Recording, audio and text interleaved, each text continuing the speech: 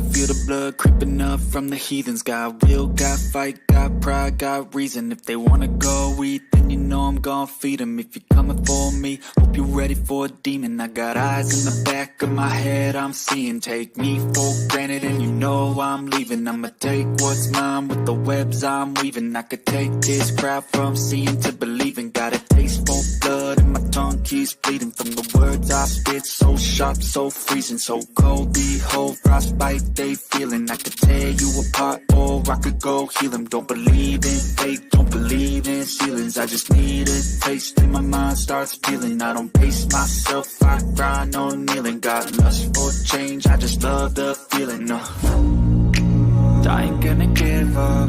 Got too little time, I'ma live up. Head down, push forward through the tough times. Cause anything worth doing is a tough climb.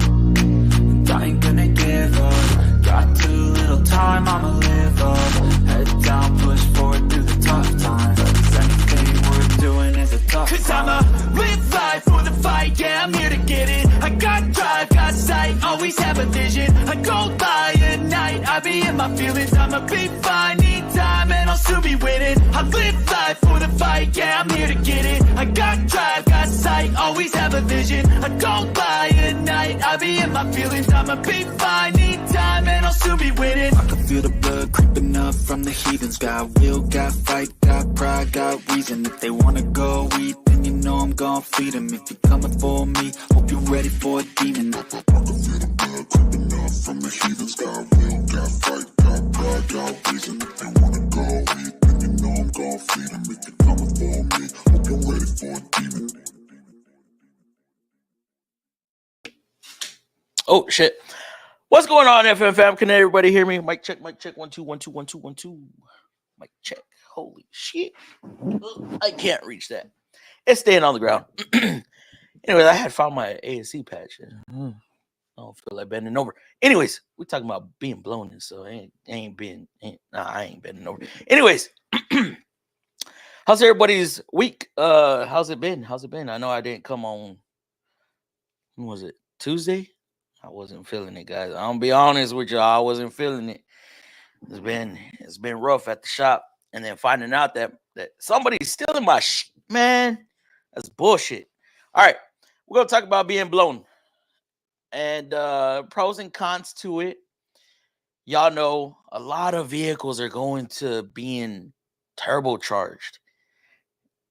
You didn't go live on my birthday. It was Tuesday, Super. Did I tell you happy birthday? Happy birthday, by the way. Happy late birthday. Happy belated birthday. So yeah, a lot of vehicles are coming either supercharged and or turbocharged. And there's some pros, there's some cons. Now when we talk about, everybody's gonna talk about turbo's better, right? It has a wider range of power, if you will. Versus being supercharged. But what I have found is turbocharged vehicles sludge up a lot easier.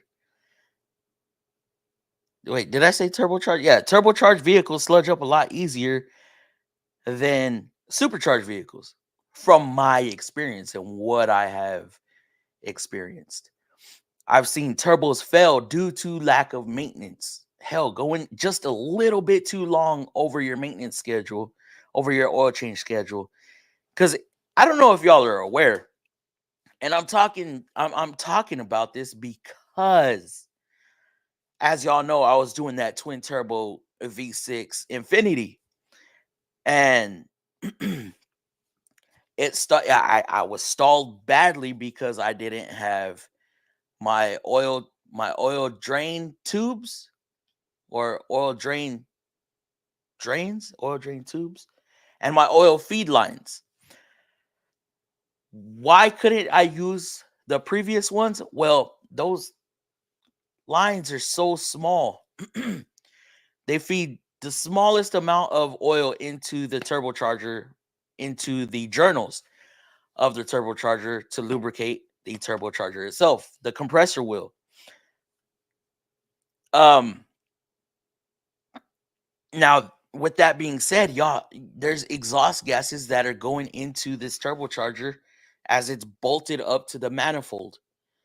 Those are super, super hot exhaust gases. That turbocharger gets super, super hot. And what happens to that oil? It gets damn near cooked. So when you're running a turbocharger and you're cooking your oil, of course the oil is able to withstand this to an extent.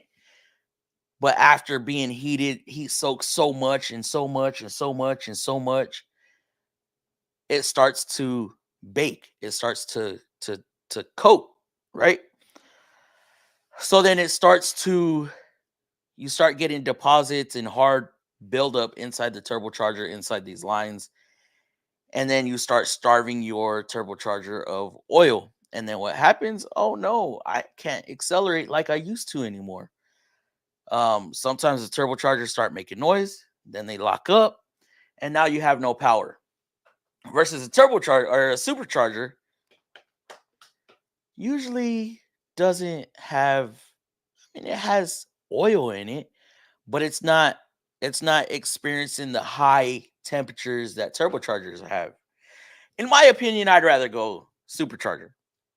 But supercharger is a little outdated. It's becoming older technology. Now, the whole point of superchargers and turbochargers, we've talked about this before, is for volumetric efficiency. It's not necessarily for power.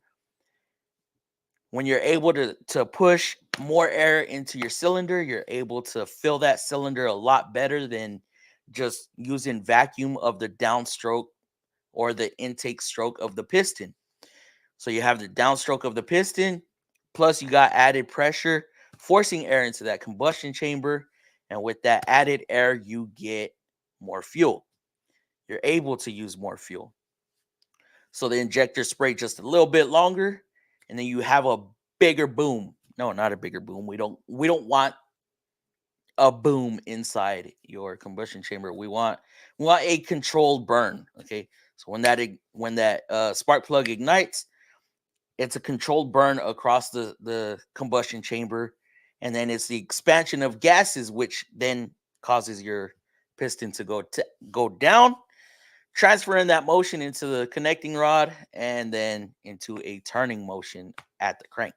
So we're going to talk about this, pros and cons, how y'all feel about it. Do y'all want a vehicle with that is force induction, that is force induced, or do y'all like to be blown? Okay, and this is what I'm asking. No, I'm just kidding.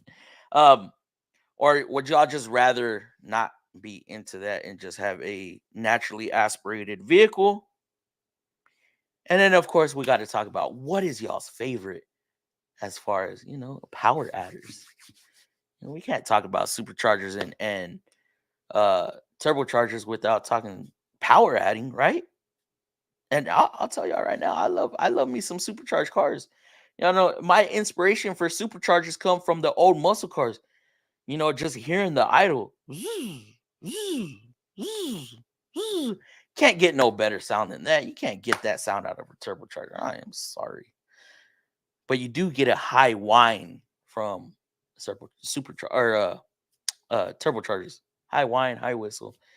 And then also when you are accelerating with a supercharger, that whine, it just sounds so beautiful. And that's why I got the supercharged Cobalt SS. Y'all know that. Anyways, we have we already got a donation down here. DLC for Christ, what is going on, Fluffy? Why do you have MSNBC logo on the bottom left? Your left. NBC logo? What are you talking about?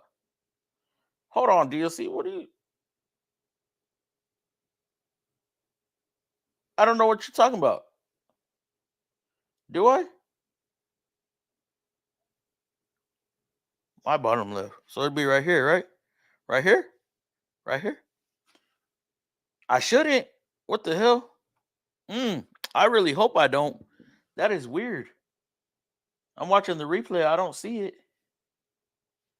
Are you all right, DLC? Anyways, appreciate that $10 donation very much. All right, we're going to get into the members. First one tonight, Shannon hit it quick with it. Second was Juan. How's it going, Juan? Calling out Supra. Man, you know, Supra, when I go live like this, your job is easy, bro. It makes it so much easier than when we do the vertical streams. But yeah, appreciate you always staying in tune with that. Where we at? Eric Bonilla, what's going on? Peter, how's it going? Turner up in the building. How's it going, Turner? What else we got up in here? Wrenchin, how's it going, Wrenchin? How you doing? You busy tonight, Wrenchin, or are you down to hop on later on, brother? Who else we got? Chris JRS. I knew I seen Chris up in here. What's going on, Chris? Who else we got?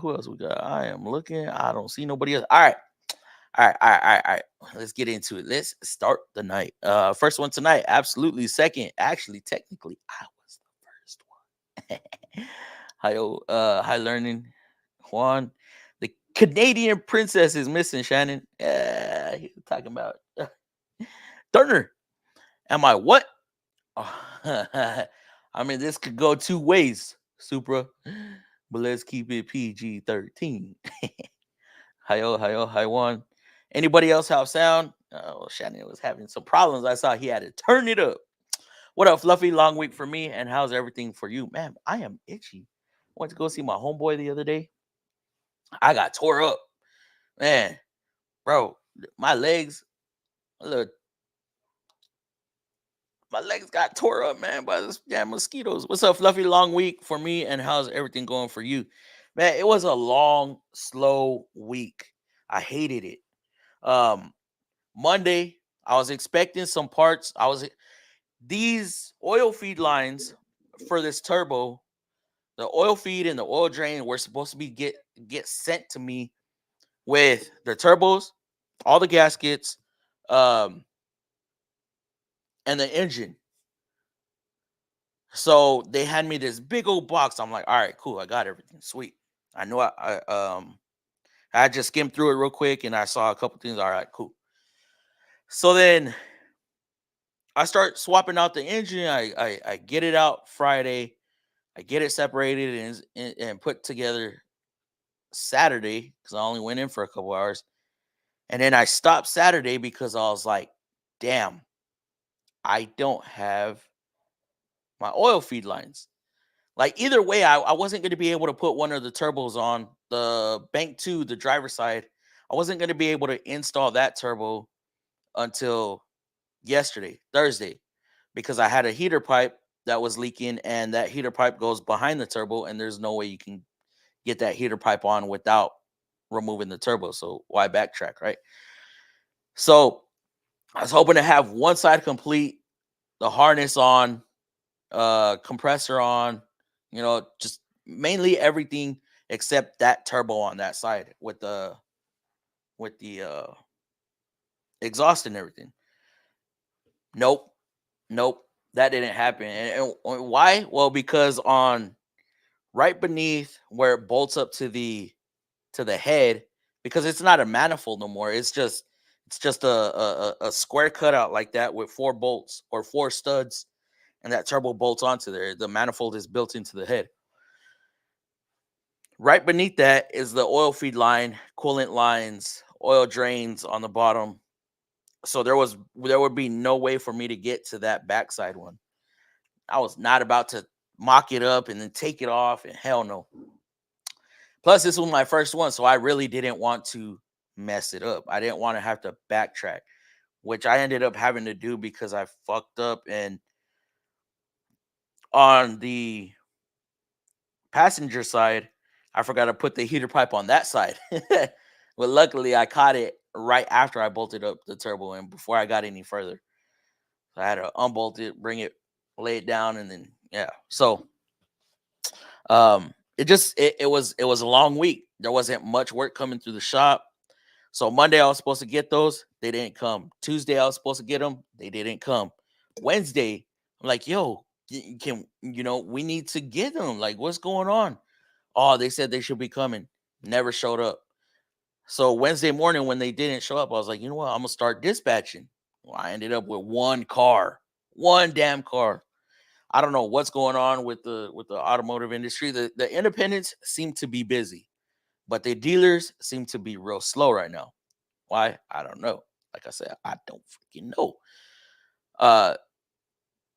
So Wednesday, I was like, damn, dude. So what am I doing? I'm running around the shop. I'm playing shop foreman, helping everybody out, figuring out some weird, crazy stuff, helping my mentoree, and you know. So that was Monday, Tuesday, Wednesday, half of Thursday. Finally, Thursday in the afternoon, I got what I needed, and I just went to town. And I'm exhausted. Holy hell! After not really wrenching for almost a week, yeah, it kicked my ass today. And y'all know y'all don't do heavy line for a while, and then you get into it, man. It's like holy hell. So that was my week, Eric. It sucked. Then I gotta go in tomorrow. I got sound, no problems with intro song for me. Hello, what's going on, Peter? Peter. Life or death situation, Fluffy. You either have to pick Harbor Freight Predator engine or true Honda. I'm going Harbor Freight 2-stroke. Which one would you choose? I'm going Harbor Freight Predator, bro. Come on, I don't do Honda for real. I really don't do Honda. I'd rather not do Honda. I got enough lawnmowers. All right. I'm here. Turner, what's going on, Turner? Hello. Hi-yo. Made it. Glad you're here, Turner. I do now. I had to turn it up, man. Turner. Shannon, you need to get it on the 5.1 or 7.2 Digi Dolby home theater surround sound. Hey Turner. Eric, what's good, Eric? I made the call and Canadian arrived. Yes, he did. Mike check, appreciate it. Hi-yo, Eric. Sounds good. Sound is good. Hi-yo, sounds good, Fluffy. Appreciate it. You didn't go live on my birthday. My bad, bro. I just was not feeling it. I was irritated. I was legit irritated. There was another reason why I didn't go live too. I just don't remember why. But I ended up going live Wednesday, and I don't know if y'all saw Wednesday on my live stream while I was at work. I was just, I was like, let me make it up. Let me go vertical. Let me stay late at work for a little bit and just talk. I really didn't entertain any of those negative comments. I was just like brushing them off, whatever. Right. But I'm good now. I'm good. Congrats, Supra. Congrats. Happy birthday. Happy birthday. Everybody's saying happy birthday to Soup. Supercharged, turbocharged, or hybrid, all junk for long time reliability. Could be. Oh, I see the bald eagles down there, Mr. Nismo. Man, hold up. How are you not even a moderator? I'm just gonna put you as a mod. That's my boy right there. Bald eagle. Oh, I'll junk for a long time. Oh, and I forgot to mention. Okay, when we get into turbo, when we get into power adders, y'all know we could do what is it? Twin charged. Okay, twin charged. Y'all know superchargers are good in the beginning power band, right? In the beginning of the power band, and then turbocharge is good for higher RPM applications. So supercharger quick, turbocharger high end power. So there's vehicles out there that'll utilize a supercharger for the first half of the RPM band. And then once the supercharger starts, once that power band starts flattening out, turbocharger kicks in. It's already spooled up. And so we don't have any lag. We got good acceleration, good high-end power, which is pretty cool. But you still have the cons of the turbocharger itself and what it does to your oil. Yes, to your oil, not oil. Supercharger is good for quick power delivery, but turbo is better for the long run. Look up comp turbos. They have turbos that are oil and coolant. Less systems run off of high temp grease. Yeah, our turbos are coolant cooled, and then oil lubricated. So we have 4 lines hooked up to that. We got the oil feed, oil drain, and we got the coolant feed, and then coolant. I don't want to call it a drain because it's not draining. It's just, okay, coolant inlet and then coolant outlet. There we go. But yeah, turbo's they're still nasty, man. They do a number on your Earl. Agreed. But then again, every forced induction vehicle does to an extent. Hey guys, what's going on? M Leisure, how's it going? Hey Juan. Hey M. Turner likes to cook with a pink apron. Is that true, Turner? Yo, Trans King FMFAM, Chris JRS, my dude. How you doing, brother? Hi, yo, Chris. What's up, Chris? Working on 2004 Impala SS with a supercharger car is a slug. How much? Okay, that's that 3.8 liter, right? Is it worth it on that vehicle? Because I'll tell y'all right now, 2002 or 2003, it was a Frontier that came with a supercharger. It only added like 10 more horsepower. Why the hell they did that, I have no idea. Bragging rights of having a supercharged vehicle? I mean, I'd expect to see at least 40 or 50 more horsepower being in supercharged. I don't know. But then again, it was still distributor. It still ran off of a distributor. So I don't know if that had a big factor, but I really wish that Frontier would have seen higher numbers on that supercharged Frontier. So why have a supercharger if you're not gonna at least do 20-30% more horsepower? Supra learning turbocharged cars need to be idled down before shutting. That is very true. I don't know so much about modern vehicles because you can, that's not really talked about as far as them being in a stock application. But I know like high horsepower vehicles and these little kids that are running these little Hondas with the supercharger that's bigger than their engine. They have turbo timers on them, so you'll walk by a little racer car and be like, "Oh, why is it still running?" Well, they got a turbo timer on them. So yeah, and I'm joking when I say racers. My Cobalt's a little racer too. So normal vehicle power adding for race car or muscle cars, etc. Normal vehicle. You'd rather a normal vehicle. I feel it. Y'all know the Equinox has a turbo in it, right? 2.0 turbo. And then I don't know if y'all heard the new the C8. Holy smokes, twin turbo V8, putting out over 1,000 horsepower. Holy smokes. FMFAM, appreciate the emojis. Supercharger for American Muscle and turbos on JDM. I feel that's the way it should be. Me being a Chevy guy, I like to see that big ass freaking pulley with the damn, I don't even know what kind of belt it's called, the supercharger belt, right? With the big ass blower just sitting on top, looking like it's about to eat up everything that comes through it. Oh, that man, that just does something to me. But everybody's going turbocharged because of the power that you get with it. But then again, you go look at these monster trucks and these funny cars that are in the 2, 3, 4,000 horsepower. They're not running turbos. They're running superchargers. So I don't know which one is really better. I don't know. My turbo whistle's pretty good on my turbo diesel. They both have a distinct sound. They really do have. They both have a distinct sound. I wonder why diesels aren't either twin charged or supercharged. I really wonder. Is it because it doesn't have an intake? Now you got me wondering. Maybe Turner knows the answer to that. Honda Civics, ew. Making dinner for the kiddos and putting them to sleep might be able. All right, Chris. Hopefully, bro. because I know you have some input on this Terpskis. Newer turbocharged cars have water-cooled turbos to help extend their life. That is very true.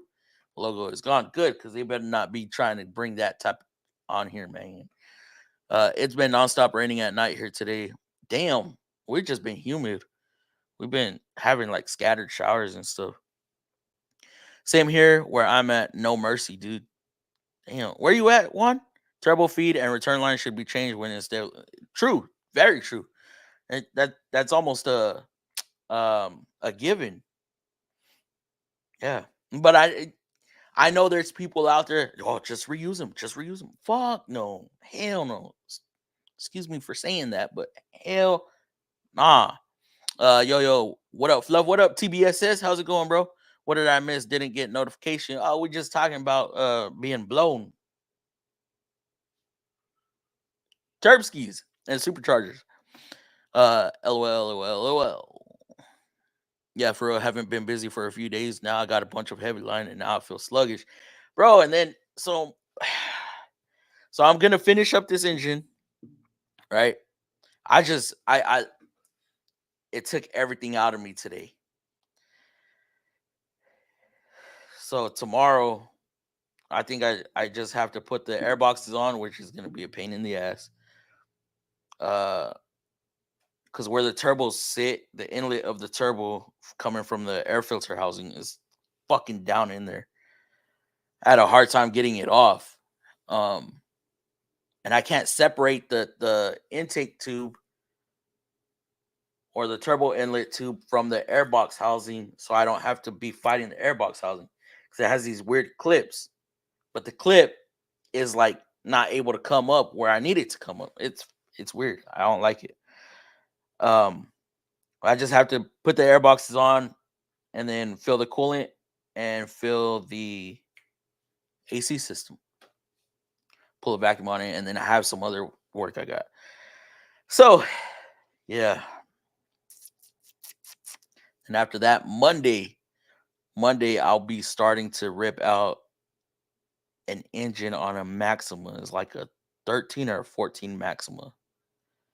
I got another engine lined up. That one should go smooth. It's a junkyard engine. So the junkyard engine looks like shit, though. I ain't even gonna lie. I ain't gonna front on that. Hate putting junkyard engines in because they want you to, they always send that paper, change water pump, change timing chains, or oil coolers and radiator and this and that. And nobody ever wants to do all that because in order to change the water pump, there's a possibility timing can jump. You could have everything set up correctly and timing will just jump. So it could be quite expensive. They want rear main seal changed out. They want the front crank seal changed out. It's just all this stuff they want changed out just so the junkyard isn't held responsible or so they can avoid the warranty. It's stupid. But yeah, that's gonna be me next week. Supercharger is better, no lag. True. But we don't got that high RPM range though. Last week I was a bit slapped, but I'm already back to being backed up again. I already closed out 300 in commission. Close another. Damn, that's what's up, Super. Damn. How much do you get off commission? Like percentage wise? Or how do they do that? Hey wrenching. Ham. Irritated with what, Fluff? Man, I was just irritated just with work, and then I don't know if you saw, but this fucking Ed Castillo or whatever the his name is over there on Facebook posting my shit, man. But like he's literally like, I don't know if he's screen recording my videos or downloading them. I don't think he's downloading them. I don't know what the hell he's doing, to be honest. But like the video talks so fast, you can barely understand what I'm saying, and it sounds so like echoey, and the picture quality is like laggy. I don't know how to explain it. One, my name is not Ed. Two, he's getting hundreds of thousands of views on these damn videos, and at least fucking say, link me or something. Hey, hell, he could be watching this fucking live stream right now. For all I know he's subscribed. He has to be subscribed. That shit is crazy. It has a phone number, has an address, has an email. Like, dude, it's really acting like me. Click on comments, and there's people that I know in those comments that really think it's me. I'm like, yo, what the hell? This shit's weird. So irritated with that, irritated with the engine I was doing. But we're good. We're back on track. Bald Eagles laughing over there. Shit's getting weird. If I want my boost faster on the turbo, I'll add a shot of nitrous. Nitrous? What? Nah, just add a smaller turbo. Compound turbos. Small turbo for the quicker spooling, and then feed into the bigger one. Happy birthday, Supra. Building engine with supercharger turbo and nitrous. Holy shit. Thanks, y'all. You're welcome, bro. The comp turbos has no lines, no coolant or oil. You need to just add grease. No shit. Where does the old grease go? Does it burn off or what? That's wild, bro. What the fuck? But of course, that's an aftermarket application, versus these newer ones. Wouldn't the oil be cooled by the oil cooler since it's running through the engine? Yes, but at the turbo itself. At the turbo itself, bro. I don't know. No, you weren't there when I did that Sentra. That Sentra was cooked. But yeah, it gets cooked at the turbo itself. So I seen your comments. Learning was eating. Oh, what you eating? Shining down. Juan wants an arse kick in tonight. He better. Oh. Didn't they have supercharged KA24? That I do not know. I don't know. You're the Nissan guy, so I don't fucking know. You know more about the old Nissans than I do, bro. Hey, autocorrect, fat fingers there. Oh, fat fingers. Hey, no violence where you're at. Hey, oh, true, very true. I fat finger every time I try to type. Just read through it the best. Dude, I fat finger. Well, I don't really fat finger, but like I'll say, like I'll go to say think, right? I'll be typing and I'll say think and I'll put thing. Like so instead of thinking, just something. Like what the hell? How did I even I don't understand myself sometimes. Blowing cars or blowing blow pops? But being we don't want to blow engines. Cars that are blown. I don't know, Kev. Take it how you may.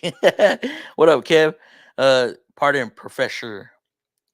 Supercharge better for faster output, power output, but use more. Yes, I forgot to say that.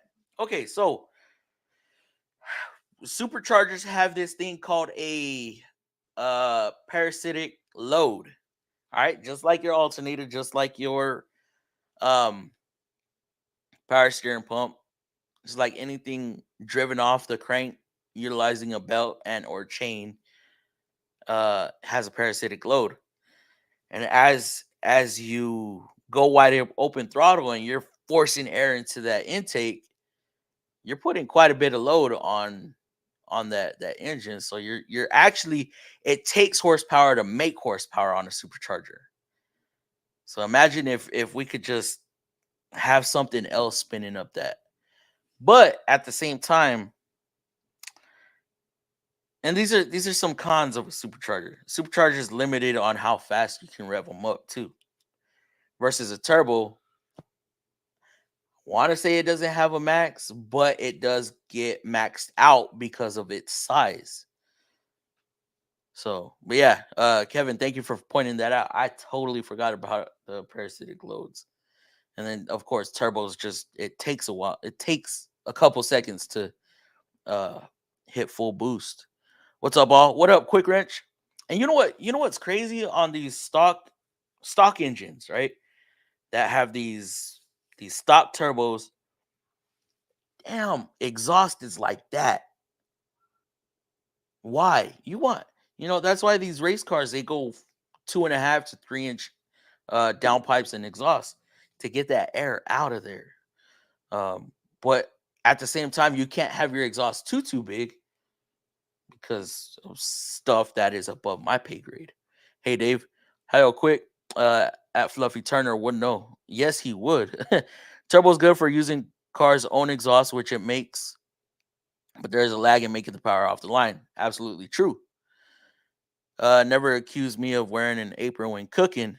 I am a man. I cook in my boots and oh, damn! I don't want to know. Daniel Rodriguez, do Nissan Turbo actuators? I'm assuming you're referring to the electronic wastegate. I haven't seen a wastegate fail. I've seen them fail from lack of maintenance. That's the only thing I've seen these turbos fail from. LOL Turner. Birthday suit. You know what? Don't even subscribe. From what he told, never mind. I'm not gonna say nothing. I have to be careful. Shannon get mad for misspelling. Oh man, thought you were shirtless. Nah, bro. I'm not this dark. I'm not. I mean, look at my face. I'm more red than anything. But yeah, I'm not shirtless, bro. Come on now. Y'all know better than that. So we get 10% labor, so pretty much an extra $17 an hour for every. Oh, okay, I got you. That is crazy. Gets mad at me for misspelling. What up, folks? What up, Paul P? How you doing, brother? Are you soliciting or asking? What? Hold up, what? Never was mad at spelling. Have you seen me type? Y'all don't want to see me type.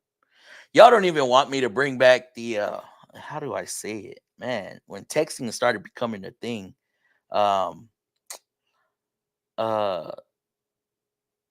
back in the mid 2000s, where we had to come up with words. We had to come up with ways of spelling words because it had to be 160 characters or less. And after that, it turned into a multimedia message, an MMS, and then you start getting charged for that. So we had to keep the wordings down. So like uh like what's the word I would do? Should, right? Let's say should. I would put SHULD or SHLD. Like it was horrible. It was horrible. Or Y, of course, just the letter Y. So yeah, crazy. 6.2 GMC Yukon supercharger or turbo for a daily. Oh shit. I have no idea.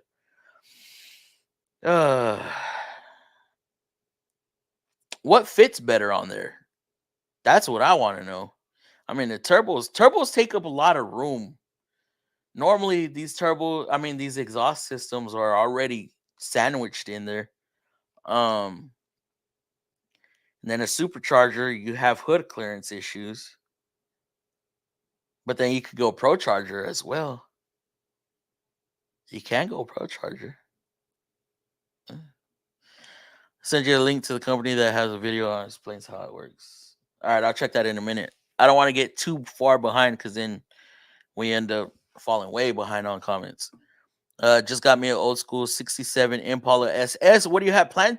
What plans do you have for it? Bottom line. Ooh, woo. Impala SS. Damn. I know, messing around, no problem. Social media includes Facebook, Insta, TikTok. So gonna have create accounts for each platform to solidify your name. Sad truth, a lot of work, but needs. Oh man, I know, bro. It is. I feel like I already have enough with just the YouTube side of it. Like it is very time consuming. So, I don't want to have to do the whole Instagram thing. I want to have to do the whole Facebook thing. If I do, it'll probably just to monitor my shit. And I reported that account. Because it'll ask you, do you have a Facebook account? If you choose yes, then you have to link your profile and this and that. but I don't have one. So I put no, right? And they asked for my ID. I'm like, okay, I'll send them my ID. Facebook still ain't done shit. Like, bro, like, do y'all not care about people stealing somebody else's identity? What the fuck? Man. Yeah, you are right though, J-Dub. Hayo. My Today short was showing a blown engine. Oh no. We're gonna have to check that out. Just wondering. All good, bud. Next thing Fluffy is gonna have to do is green screen kids reposting videos with them just sitting.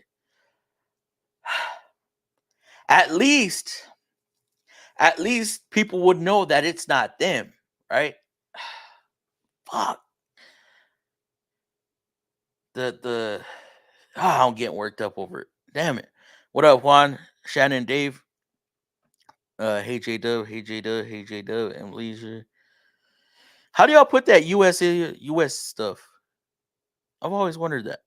On the Supra, I ran a 3.5 downpipe toe. Damn, that is huge, bro. I'm running. What am I at? 2.5 or 3? I think I'm at a 2.5 all the way through. But from what I heard, I don't know if this is necessarily true. But on the Cobalt or on a supercharged engine, they say not to open the exhaust too much because you still want some pressure inside the exhaust. Because if not, then you'll affect your boost numbers. How much boost you run. How I don't know. I guess it flows too quickly out. I don't know. You posted it. Oh, we'll check that out in a little bit. Pro Charger for the win. Whipple Supercharger. Yes, hell yes. J-Dub, I don't know about you, but I love the way they idle. I fucking love it when they're what's that shit called? Damn it. Bloop, bloop, bloop, bloop, right? I forgot the name of it. How did I just have a brain fart right now? But Matt, you hear them idle and they're and you just see the fucking car, the engine just rock and loping when it lopes. Turner lives in the middle of nowhere, no one to see him but true, very true. Heck no. What's up, Glow? What up, bro? How's it going, Glow? Supercharger will fit better, but may also contact the cow. Yes, you might need a little modifications either here or there. Hey, Glow. Hey, Shannon. I'll be back. All right, Chris. Turner gets to wrestle with the Bears. Ooh, scared. I'll forget all that. Be worth creating the accounts, more followers, easier ways to communicate with true peoples. Very true. You do have a point there, J-Dub.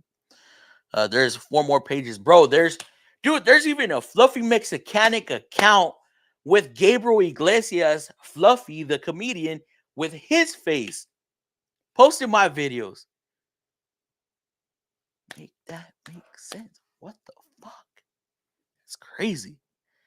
That's not the only one. Oh, I know, bro. It's wild, dude. It is fucking crazy. It's just the American flag emoji. Oh, is it? Oh, I didn't know that. Wait, so then why doesn't the American, it transfers everything? Oh, I do see that on the other on YouTube side. So why doesn't that it transfers everything else, but we can't rep the US?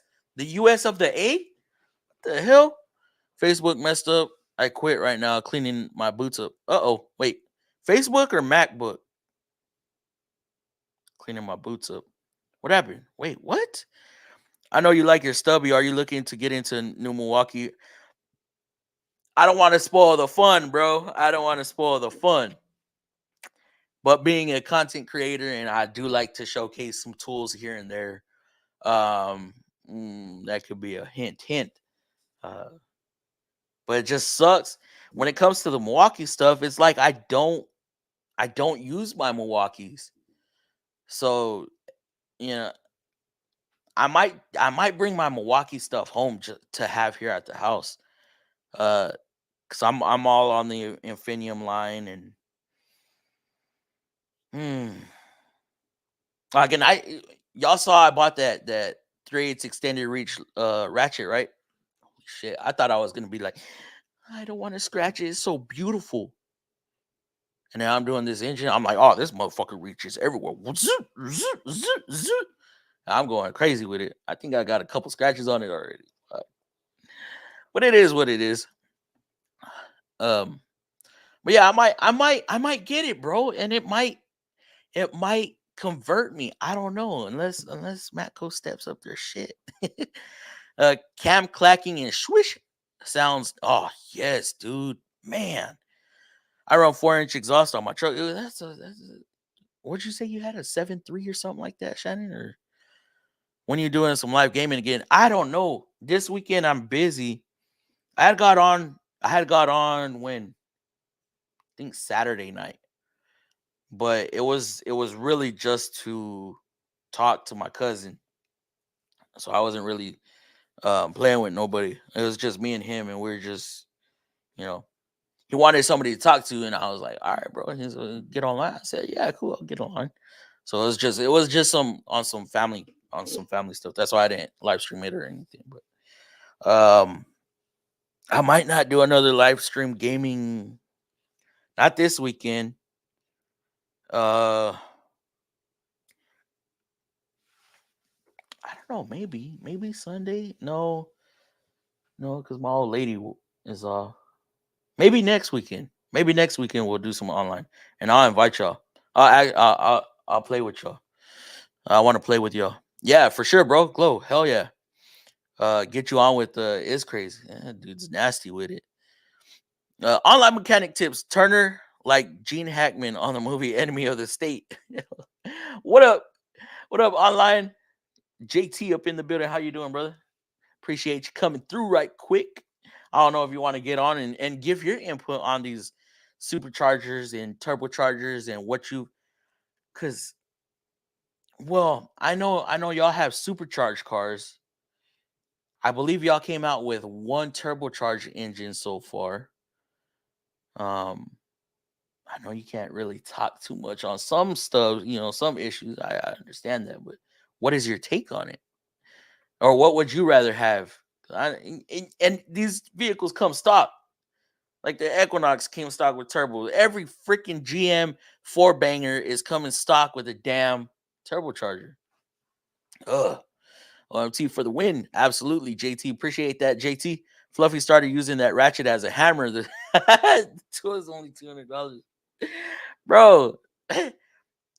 Wait, you're saying the impact is only going to be $200? I almost did, Super. I was like, wait, hold on. This is my new baby right now. But in all honesty, guys, I forgot how much I enjoyed my full size 3/8 on the pneumatic side. The twin hammer hits like quick versus a stubby. I love the stubby. I still pick it up, but like if I really need to get shit done quick, like, all right, I ain't got no time for a 2-second brrr and zoom, right? With the full size 3/8 pneumatic, brrr, brrr, brrr, it's just zapping this shit off. I'm like, oh man, I missed a properly working full size 3/8 impact. I heard Matco Stubby 3/8 sucks. No, it's actually very good. It has the same power as the full size 3/8. The only difference is you got a single hammer in the stubby and a dual hammer in the full size. But it's actually very good.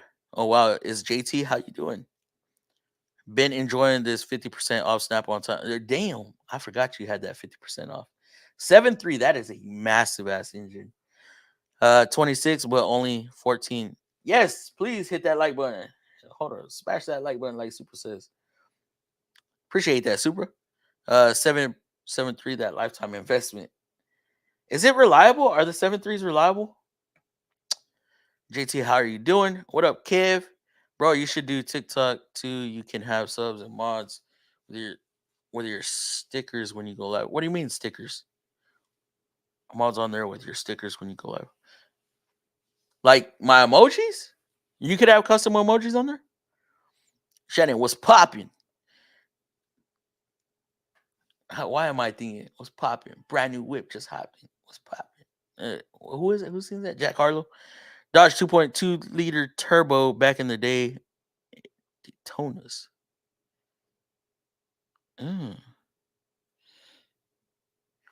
Oh, wasn't there a Dodge Dart with the Oh wait, you said Daytona, like the Daytona. What the hell? Turbo in the PT. Oh, what? DLC was good, broski. In the PT, they had turbos in the PT, and it's a 2.4 liter. See, the most we're getting on GM on the Chevys, on my beloved Chevys, is a 2 liter. And now they got this V8 twin turbo that's coming in the new Chingadera. What's that shit called? The Corvette. And then Nissan, they're not putting the 4-cylinder is a 2.0. Why don't they do the 2.5? We got 2.5 Ultima, 2.5 Rogue. Why don't they do a 2.5 turbo? I don't understand. They add these turbos and then they take down the displacement. Like, bro, come on, keep it up there. DLC, what's good? What's going on, broski? 199 tool only, M12 stubby kit. Oh shit, that kit's not gonna be a bad deal. Hold up, yo, Flo. I got to put a head gasket on 23 Rogues. You put a head gasket on a 23 Rogue? Why didn't they have you do? Why didn't they have you do the engine, bro? What? Why? That's crazy. And Matthew, I thought my fault, bro. I thought you were a clutch gaming. I thought that's why last time I was like, wait, you changed your profile? So I got y'all mixed up. But damn, that's crazy. 18 hours? Not the air one, the electric. Oh, the electric. So the thing with the stubby,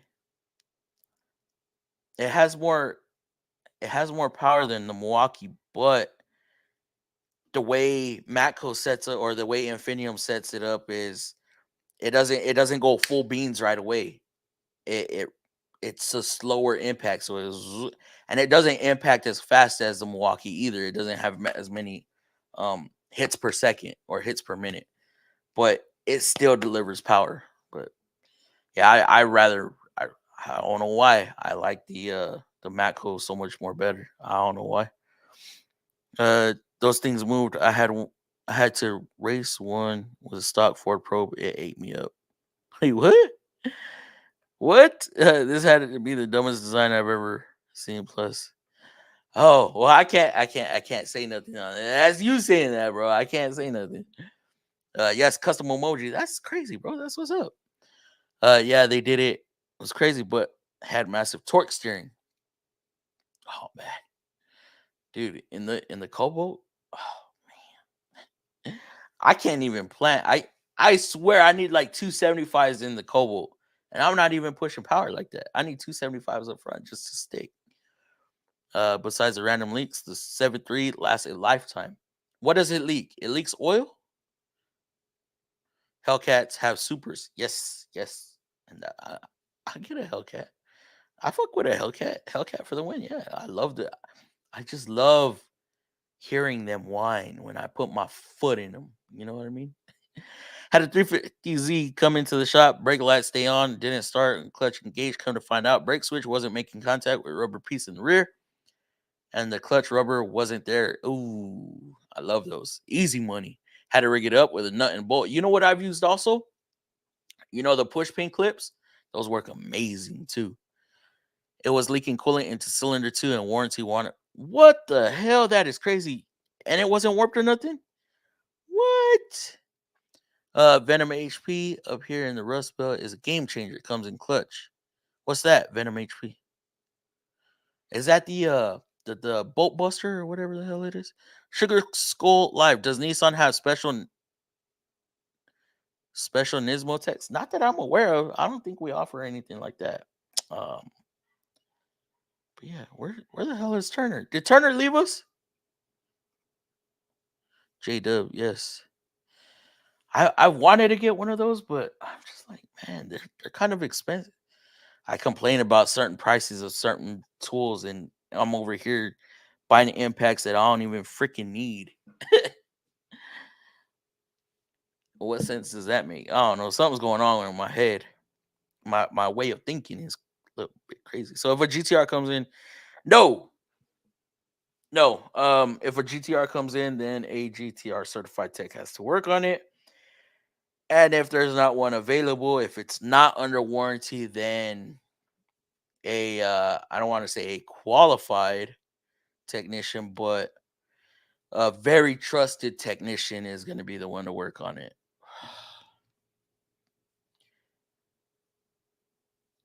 Sometimes it sucks to be one of the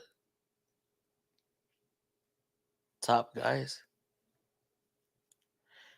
Being one of the top techs at a shop isn't always, what everybody makes it out to be. Because you get weird cars, you end up getting asked questions all the time. You end up, they end up trusting you with the managers and owners via like, bro, I don't want to work on this because what if I'm having that day that I'm the trusted tech or I'm the top tech, and it's just a day where nothing is going right, and I just so happen to fuck up on that vehicle.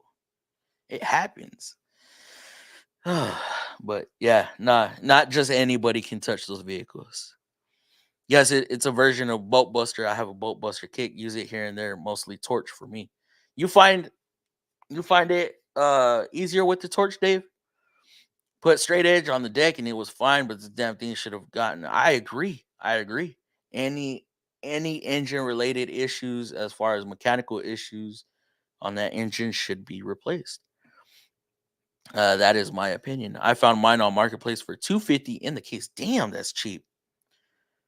Grew up with torches and will never be replaced, but heat inductor or induction heater is definitely quick and easy. I believe that. Have you worked at another dealer other than Nissan? Yes, I have. I worked at a Chevy dealership for less than a week, and I didn't like it. I didn't like it only because I found out quickly I hate working on trucks. So dualies and diesels was a no-go for me. And the way they were paying me at that other dealership, I was like, hell no. I had to share a stall with somebody, and I had to split my flag hours with that somebody or somebody's. So sometimes there was 2 people on a bay or there was 3 people on a bay. It was real weird. I didn't like it. So throughout the week I was there, I literally flagged 12 hours. Before I left Nissan, I flagged between 12 and 15 hours a day. So to make what I would make in a day at Nissan, I was like, it's a no-brainer. I'm not going to stay here. And then I asked the other guys, how long did it take you to move up to a level 2 tech? And they're like, it took like a year and a half. I'm like, damn. I'm like, what about mainline? Oh, it takes several years. I was like, oh, fuck this. I've heard enough. And I called my old boss, but I called my old boss up and I was like, yo, yeah, so you told me to call you if I think this didn't work out. And then I went back, never looked back, and went into main shop right away, and progressed since then. It's been fun. It's been a ride, I'll tell you that, but it's been fun. Didn't like Chevy dealership, but I didn't like the way they had it set up. So the whole specialty thing, it wasn't for me because we do bumper to bumper. And even being a Chevy owner and knowing they still do that shit, and when I take my vehicle into the dealer, it takes so much longer because that specialized tech has a line of vehicles that he's trying to get to. It sucks. As a DIYer, the mini ductor was definitely a game changer. You do a lot of DIY, Paul? Bro, these dealership shops be scamming people. That's not true. That is not true. That is not true. A lot has to do with, I mean, I hear this all the time, and I hate hearing it because where I'm at, we don't do that shit. It's frowned upon. It is very frowned upon. Hit that like button, everyone. Yes, please hit that like. We got 17 viewers up in here. Oh, yes, Torch Set is my go-to. Not taking. Really, bro? Are you saying that because you see me use Mapcast? I'm talking about cutting torch set, oxygen. Yeah, we have one of those too, man. But like one of the wheels is always flat. I ain't trying to mess with that. Hey Fluff, any info on that one Prescott? Duh, I don't have any info on him, bro. I just know his page name, and I don't know if any of y'all saw any of those videos. This is real weird. You could tell if I was somebody watching the videos on that page, I'd be like, the fuck? Hold on, it's 2024. Why are these videos sounding and looking like that? There's something don't make sense. I'm talking about employees text. Are you saying towards customers, or are you saying like, with each other? I wanted to go to Chevy, but heard they don't pay good either. I don't know if I put out a short on that when I had went to the dealership to pick up my vehicle, and they was talking about like $50 an hour or something. I was like, damn, or 55 for a master tech. I was like, damn. But I was like, nah, it ain't for me. Not over there. Yes, have both Lincoln Porter torch kit, yellow map gas. My dad, man, for us, all we need is a damn all I need is my map gas. That shit gets hot enough. That's weird. How dealerships treat their techs as far as hours seems very illegal. Well, here's the thing. A lot of it, 90% of the time, it's up to the actual technician on how much he makes, how much he hustles, and how much he's you gotta really put yourself out there. You can't just fuck this warranty. You have to grind. You really have to grind. Cost of repair at a dealer of good repair shop often is misunderstood to be scammers. Car repair done right isn't cheap. Tech isn't free. That is very true, and that's something that a lot of people don't understand. And that's coming from an independent guy. One of the master techs is working on a 90s model. I pray for him. He's doing a complete manual transmission reseal and rear diff seal. Thing doesn't have a single oil. Damn, for real? Holy shit. But damn, that's crazy. I have map gas also flow. How often do you use that map gas? What up, bro? How you been? Jake, I'm doing good, bro. Appreciate you coming through. Flat rate only perpetrates rushed and shortcut repairs. That is not true either. When you say shortcut, I assume you're talking about cutting corners. No. When we shortcut, okay, as a flat rate tech, let's say, on this turbo engine I was working on, right? It wants you to take the charged air cooler that's on top of the intake. It wants you to remove it from the vehicle.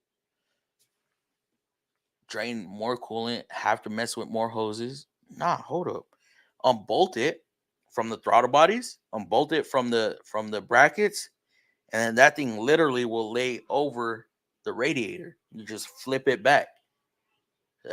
That's a shortcut. Not having to remove something in order to get the job done quicker and not mess with more systems than you need to.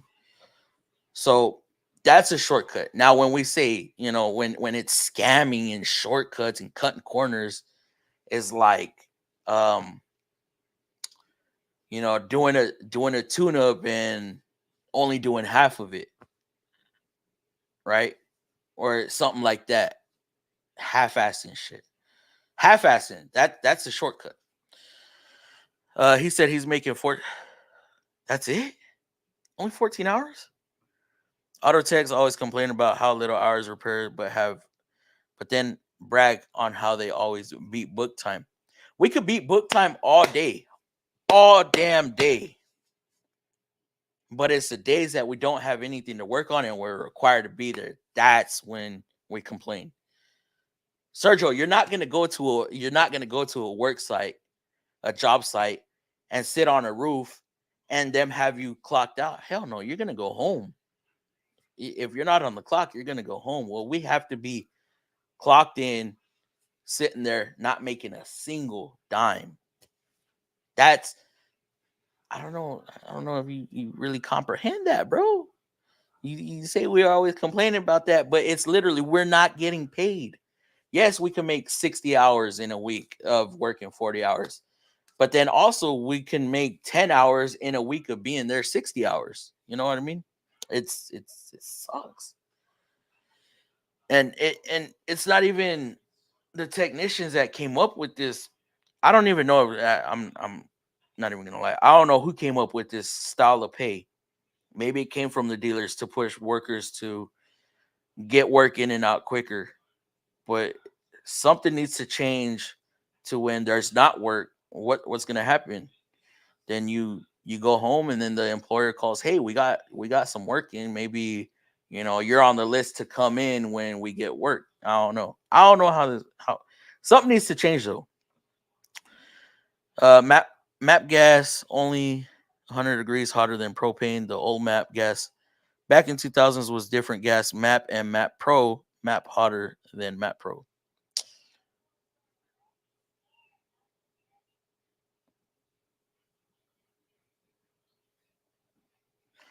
Is 100 degrees a lot when it comes to heating a boat? I mean, I know 100 degrees is a lot, but does it make that much of a difference? Just this week alone, Shop has done 8 CVTs. Nice.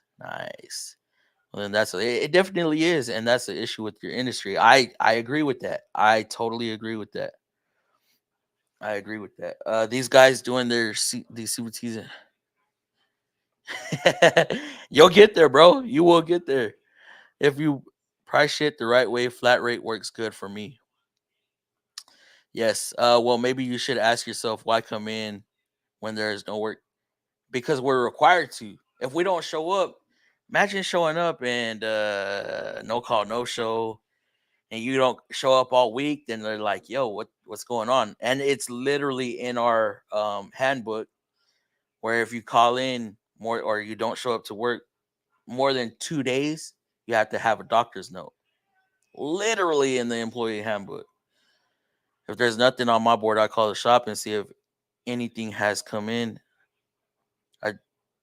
Yeah, but that's the thing. They're not going to pay you just for sitting around either. I don't know. It's just you would have to experience it to really know, to really grasp it. But I'm gonna be sending out some emails right now. ComTurbo. We'll put that on here in a second.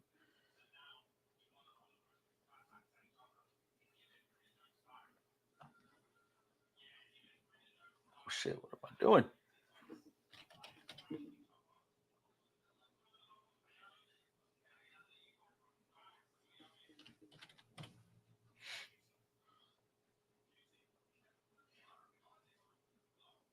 Yeah, I am hungry.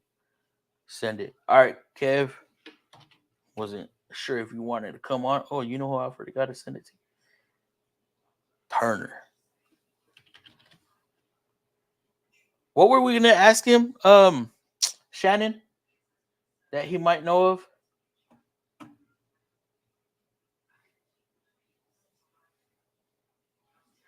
Did I do that right? Did I send the right email out? 5 yes. All right. I sent some emails out.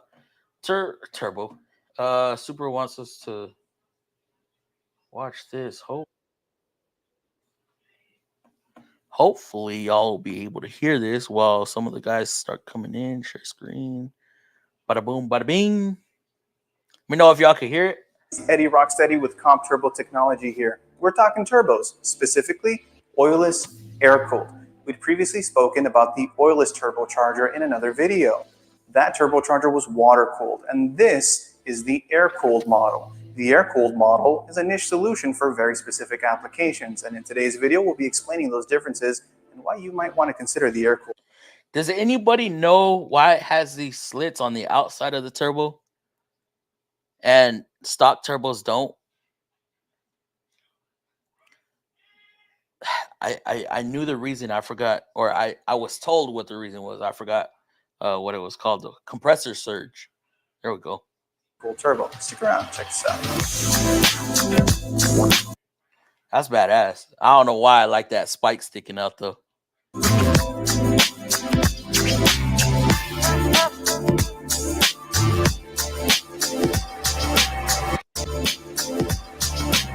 Oilless, air-cooled. Y'all see that? That Zerk fitting? Ooh.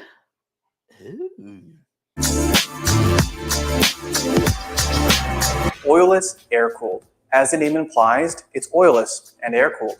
What exactly does air-cooled mean? Well, as you may already know, we do have an oilless turbocharger. And that one is water-cooled.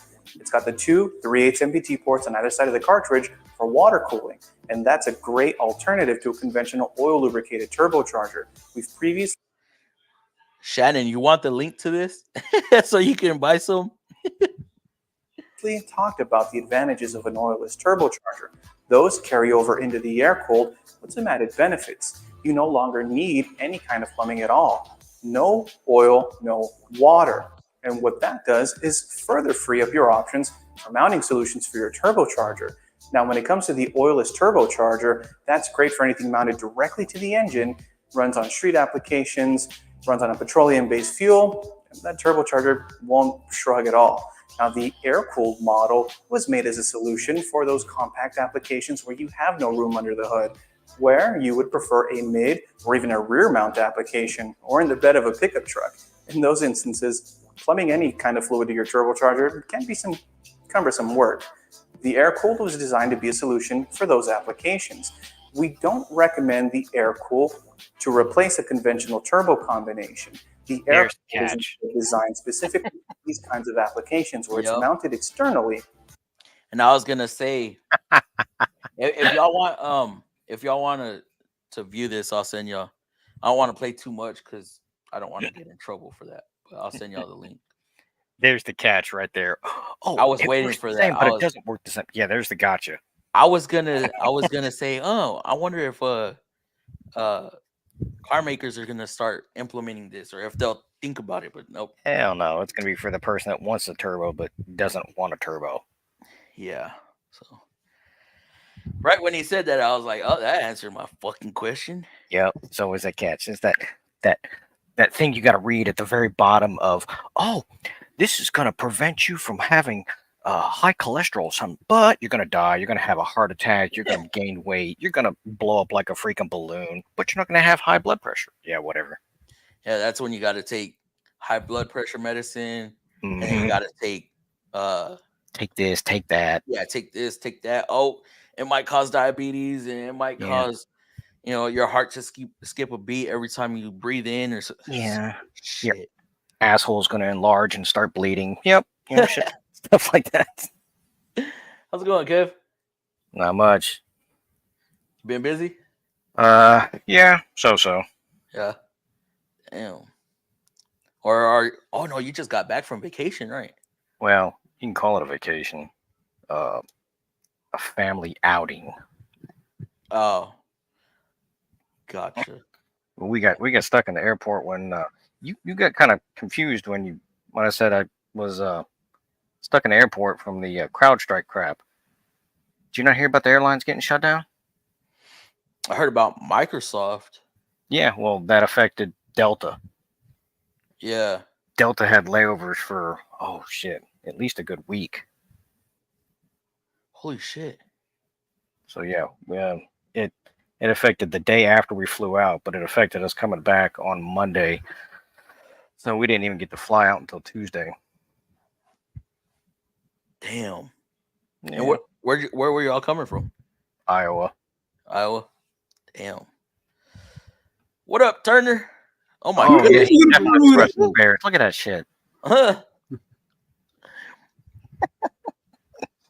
eating too. Yeah, you need to build up your strength. You're gonna be wrestling black bears.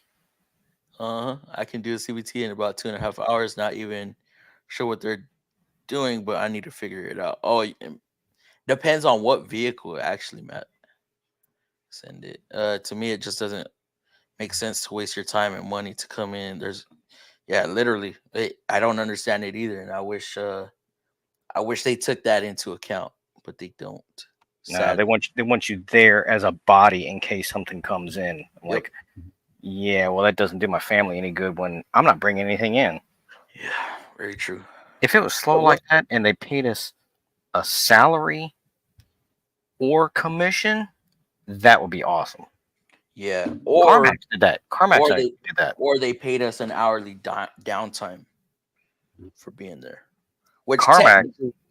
technically we do get paid to be there, but we get paid based off of how long we're there at a dollar amount versus how much we flag at that dollar amount.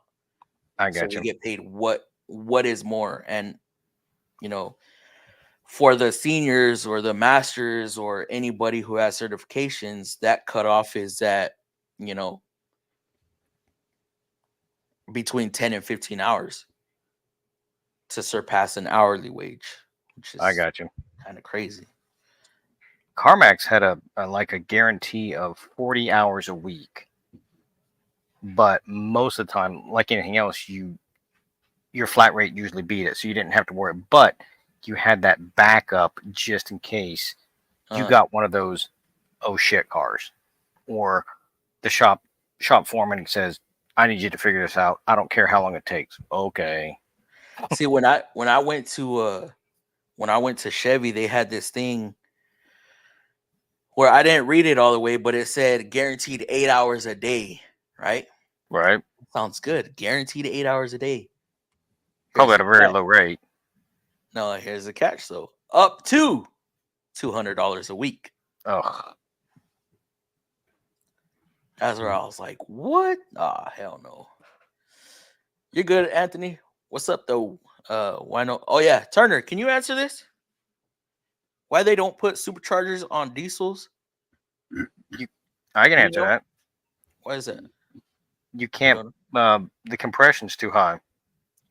Yeah, there's a lot of modifications to putting a supercharger on a diesel, but there are diesels out there that are supercharged. Yeah, that's like what AMC had a 6.5 and that the Hummers that was supercharged and stuff like that. But or performance diesel trucks, and then they'll supercharge them. But that's the thing, the principle of diesel. The reason why you don't see superchargers on diesel. The principle of a diesel was never racing power or high speed RPM. It was always supposed to be low RPM, good fuel efficiency, high torque. With high torque. But ain't that what a supercharger does? It provides low end power. No. Provides more horsepower. That's it. But you don't need horsepower on a diesel. And that's the thing is, the more air, like this is the other thing, the more air that you throw into a diesel, the more fuel it consumes. That's why we use turbos, because it's a good balance. It's not as high volume air, it's not continuous, but it's a continuous air delivery. With a superchargers aren't continuous duty. They only kick in at certain RPMs, and they only give optimal service at at specific RPMs. At low RPMs, turbos really, like superchargers, don't really give a whole lot of extra bang. It's only when you got your foot to the floor and you're throttling it does a supercharger really make any difference. Right. Yeah, you're right on that. Because what the turbo will suck in will be greater than what the supercharger will suck in over time. Because the supercharger, it uses that what's that gearing that they have? It looks like a worm gear type deal where it sucks in and compresses the air to push it in. Oh, the roots. Rotary vanes or something. It's a rotary hemispherical gear system. Right. Yeah. And plus, it uses so much damn engine torque to turn those things. That's why you never really see a supercharger on a. Well, actually, they did. Mercedes put a supercharger on a 4-cylinder. Yeah. Yeah, because I don't see no boost if I'm like slowly taking off or nothing. Mm-mm. It's got to spool up first. If I'm trying to hit boost. Yeah, it's got to spool up first. On the supercharger? No, turbo. No, I'm talking about on the supercharger. They must have a delay on it then. Maybe. Because that thing's usually instantaneous. No, I'm saying on low RPM. Like if I'm just, casually driving versus trying to rip the tires off the rubber, off the rim. But it's really actually not doesn't have any real benefit on a diesel truck supercharger over a turbo. Like the only time that you actually saw them was like when we had 2 strokes, when everything pulled the air from from the bottom of the cylinder. Mm-hmm. So they had to use the whipples to force feed the air, because without it, it couldn't breathe. So, but other than that, on modern diesels, it's not needed. Like, it's not needed in any way, shape, or form. And it draws so much power from the engine too. Right. Then you lose the benefit of having it. That's what I forgot. I did forget that the supercharger is either on or off versus a turbo. I could be half throttle in the turbo in the Equinox, and I could I could feel it starting to spool and pull.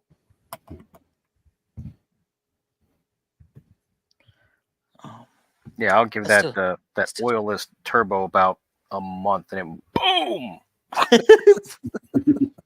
Better be some badass grease in there. It's like anything else. I don't see how something like that wouldn't last. Some older diesels have superchargers. No. Got that Mako Rex and the Snap-on Tech Angle 1/2 inch 3/8 foam set for $700. Dude bought them for one job and sold them because he needed money. Damn. For Sergio, all those old diesels that had a supercharger on them, the supercharger wasn't there to give power. It was actually there to feed air into the bottom of the cylinders, because almost all 2-stroke diesel engines pulled the air from the bottom of the cylinder. So that supercharger, what they thought was a supercharger, was actually making sure air got to the bottom of the cylinder into it on the bottom stroke. Forcing it in. But it was not there for add power, horsepower, or anything. The engine would not run without it. It was just there to deliver fuel. That's all it was. I still do not understand 2-strokes. Like I've learned about them on paper. I'm like, okay, I get it. But then the first time I took one apart, I was like, what the fuck? Nah, it just does 2 things in 1 stroke. It's almost like a rotary engine. Oh my god! Like, because where the crankcase is, that less valves, less moving part, less things to go wrong. Right, more reliable. You have no intake valve. Your air is metered, but you using basically a Whipple charger.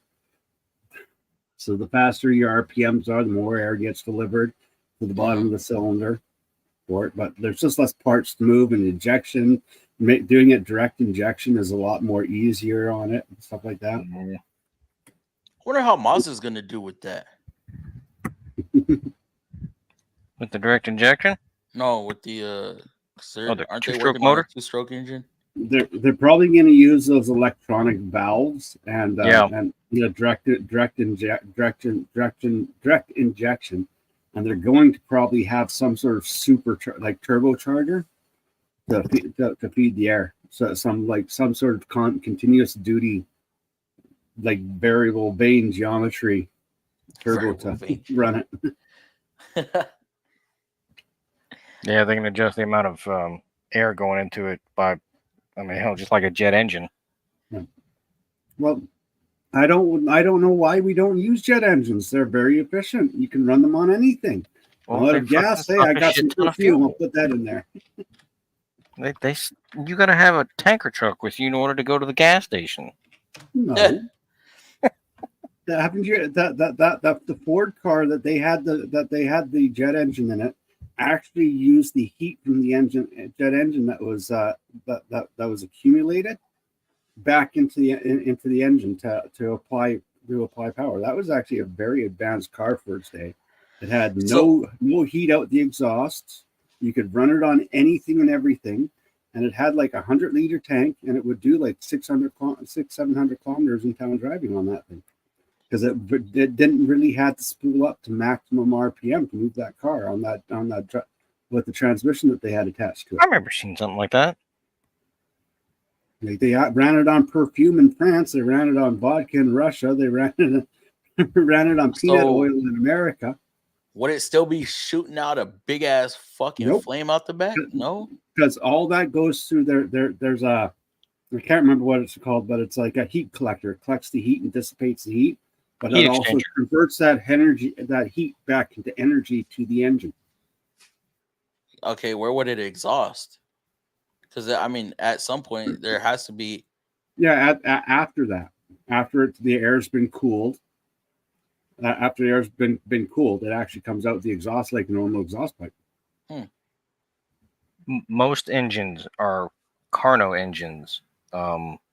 So say if you use a gallon of gas and it has X amount of BTU, it only uses maybe 40 to 50% of the potential energy. That is wild, right? We lose a lot of efficiency through heat or Yep. to heat. Heat, friction, everything like that. Our bodies are the same way. What we eat, we Yeah, we consume, we burn. lose in heat and waste. Yeah, We're as efficient as we can be. I'm pretty efficient. I don't need to hear about that. I retain. Well, for me, I thought he was going to say he eats his poop when he's done to recycle. No, it. not like that. He's a dung beetle. Not like that. So we have plenty of other crap to buy. Oh, okay, Shannon. Oh, That's I'm going to get a new beautiful. tool or a new toy. What are I don't know if you it's going to be getting? a tool, but it's going to be a toy. I'm gonna So get you got a- bingo money. You got some bingo money. Something like that. I'm going to get a cordless pressure washer. Huh?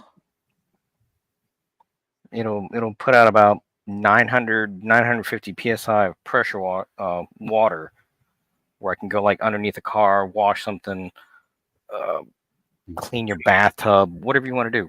It's run off a battery. Too bad it doesn't have heat. Put hot water on it. True. So they're on Amazon for about $100, That's not bad. and the one that I got had like a $45 off coupon, so I got it for $54. Nice. Wrenching, you want to come in? Mhm. Super deal, bro. Probably sell the Rex and MB. Keep the tech angles. Not sure yet. Oh, you'll be able to sell that Rex for a good price, bro. Gran Turismo fan, what's going on, bro? Beetlejuice. Don't say it. Bro, we've been busy all week, and today was slow as fuck. The whole shop was just chilling for. Dude, that's crazy. When the whole shop is chilling. Yeah, that's when we bust out the grill. Oh man, dude, I've been showing up to work because I'm a late guy. I show up to work later than everybody else.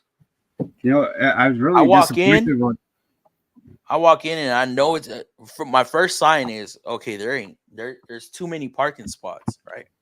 Right. Then I walk into the shop and everybody's, you got a group of 2 here, group of 3 here, group of 4 over there. I'm like, Should have stayed home. and you hear no tools.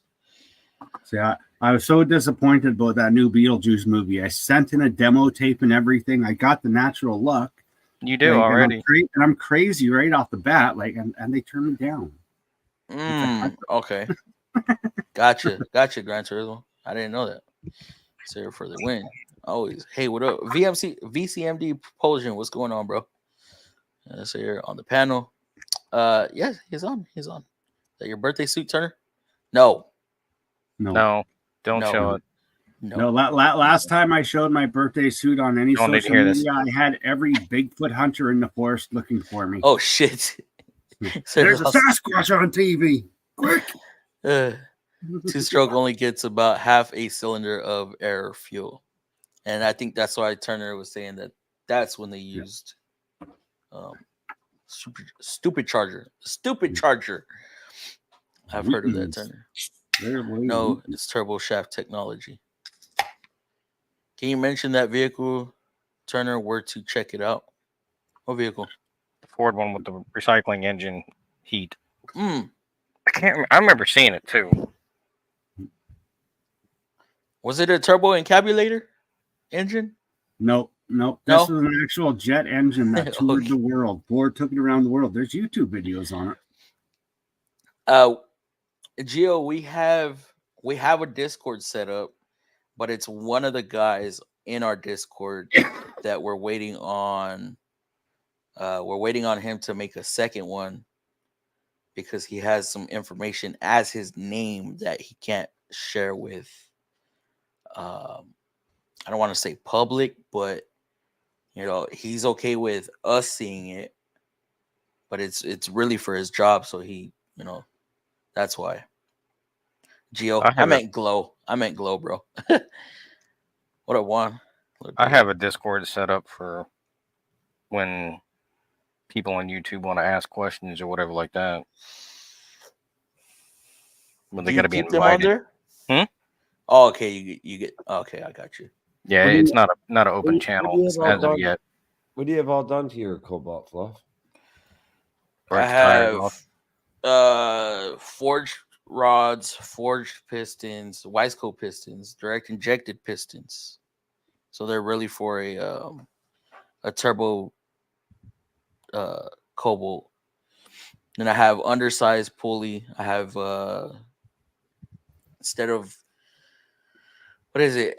They go by pounds on the injectors. So I went from a 42-pound injector to a 80-pound injector, which is like 800 cc's. Then I have a high flow cat, full exhaust, intake.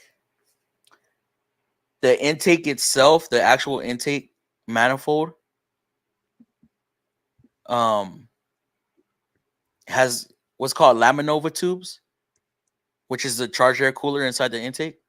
Yeah. So I have what's called it's stock. It's a quad pass, so it'll pass through each tube individually in series. But now I have it ran parallel to where instead of it getting hotter, it just goes in one, in through another, and then out the system. So it's not getting heated up 4 times. So it goes through two heated tubes and then out. You ever ran it in a quarter mile? Not yet. So you still have a Chevy that can't take a Honda? No, I've done some stuff. Can you beat a Honda? Yeah, I've beat a lot of them. You can't beat my Hondas. Well, the Hondas here, it got to a point where I was like, yeah, if it's not going to be close, I'm not going to risk the ticket. You know, if I know I got a couple buddies that got, well, they're technically Acura motors, but they're in a Honda, which Acura and Honda, same company. Yeah. I'll be honest with you, they're front wheel drive little fucking beaters. I got friends got Honda SI. Was it Civic SI? That's all decked out. I mean, this thing's stupid. It's stupid. Now the newer ones, I'm not too sure if I can run those. They got a lot more technology put into them. What is it, like the 17, 18 and up? Yeah, they got a lot of technology into them, but you soup those things up. I mean, you can get stupid with those. Yeah, like you gotta seriously hold on to the steering wheel because the torque steer is just so nasty in it. I don't know how they're putting how they can even put power down onto the asphalt. So I'm not even at 300 horsepower yet at the wheels, and I can't grip up. Like if I every time I try to, I don't think they're gripping up either. They only freaking do good from a roll. They don't do good from a stop. I can't go from a stop. I'll light them up, and I start bouncing like fuck. Yeah, it starts wheel hopping. Yeah, it's bouncing. Bad. Steering wheel starts freaking. It sounds like the engine's about to jump out of the bay. In front wheel drive? Yeah. Wheel hop is nasty. You can't add more weight either. That wouldn't do good. There's enough weight in there. Mm-hmm. Only on one side, but still, shit. We can all be in it, right? Hey Shannon, with our manufacturer, we replace more superchargers than turbos. Y'all have a compound or not compound? Y'all have twin charger setups, right, Wrenching? Or no? You're doing good, and you do. Did you score that good box? Good box. You're gonna get a box. You're gonna get a box. Who are you talking about? That's what Juan said. Oh, he said Juan. No, I did not score the box. You almost got a new box? The guy backed out. Oh. Well, it has cordless pressure washer. Not bad. Oh, yeah, they do, right? Just around 1,000 or 1,600 PSI. I almost got that one, actually. And I backed out. I was like, nah, I don't need it. Hey, Wrenching, where you been? I saw that yesterday. It's quite interesting. Good for work. Well, he's nothing more than. Oh, yeah. Oops. I don't know why I said Geo. My glasses, my eyesight is a little messed up. My bad, Glow. Jet engine. Did you see Ryobi came out with 40 volt? Really? You gonna buy one, Turner? Huh? Are you For muted? what? I guess a log splitter. No, I'd never buy a Ryobi. You'd have to bend me over backwards and play Gustapa and torture me before I did that. We'll turn you around and then bend you over like that. How's that? Not backwards. No. No, I've got a log splitter. It's called some young guys that come over with axes and get over here, you young whippersnappers. Let me show you how it's done. Okay, now get to work. I sent it to the pro, the pro email, Chris. Also grabbed a couple of extra sets of RBRT wrenches, 6 through 19, 20, 24 for $100. Damn, that's good. The picture showed precision torque, but brand new RBRT when they showed up. Damn, that is a badass deal. Turbo shafts use the main turbine not to make thrust, but has a gearbox on the main shaft of the engine, basically a PTO system style system. M1A2 uses it, and most choppers. There was a time, I don't know, I went through a fucking rabbit's hole bad on YouTube where I was like looking up like mini jet engines and how they work, and then I got into the bigger ones. And oh yeah, you seen that one guy that put jet engines and stuff on a Tesla? No, I haven't seen that. He also put them on a I want to do this so bad. He put like a 3-pack on a go-kart. Oh, it looked funny. Shit. I saw one where one guy put it on a go-kart and he was going like a school, like he was at a school or a parking lot or something like that, and he was just going around and around. He was getting some speed off that damn thing. Yes. Man. Let me see if I can find that one guy, because he put it on the Tesla too. And he basically shows how he makes them. Oops. My bad, Chris. Wrong link. Good thing it wasn't to my OF account, huh? Just kidding. Sounds interesting on the Insta. You haven't? Battery lock splitter. Take the Honda. Dave, take the Honda. Dave will drag that Honda with his truck. Yeah. Been liking these Matco Titan spring loaded universal joint extensions. Add them to swivel socket. And you know what one I want to get? J-Dub? I saw it in the flyer, in Max Flyer. Man, for almost $200 for the set. I think they were $189. Here it is. It was a 1/2-inch swivel socket, but a reducer, so it was a 1/2 inch to a 3/8. I like that. There you go. Check that out. He made a clear case for a jet engine, so you could actually see the inner workings of it. Really? Let me see. Mm-hmm. I gotta go down to Texas and see if Fluff can take on my freaking GMC Sierra. Okay, you do know there's no replacement for displacement, right? Yeah, I just got a 6.2 liter Sierra exactly. Denali with the freaking Whipple supercharger on it. Exactly, there's no replacement for displacement. Not Matt Special, Fluff. I mean, if it goes,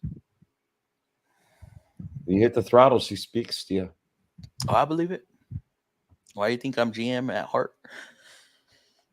You think I wanted a little 4-banger? That was my affordable dream car, bro. What up, Chris? Oh my God. Guys? Where are you at? At home. No, we can't see you. Oh, this guy. I was like, what? I was like, what did I miss? Dude, damn. Somebody's on the Atkins diet. Right? Atkins diet. What's the Atkins diet? I don't know. I'm just joking. Looks like you lost a lot of weight. Yeah, almost 100 pounds. Almost. Damn. Yeah, Dude. like 3 pounds short of 100 pounds. Well, congratulations. Thank you. Thank you. Yes. Hard work and dedication. Look like a whole different person, I gotta bro. shut down. I gotta Look- jump out of here before my girlfriend sees him. Oh shit. Ah. Freaking I look like what I looked like before. So it's funny because all the people from where I currently live right now, they knew me as big. But where I moved from, everybody was like, Chris got big. So now everybody here is like, you look weird. And then everybody where I used to live at, they're like, oh, look, there's Chris again. Like he's back.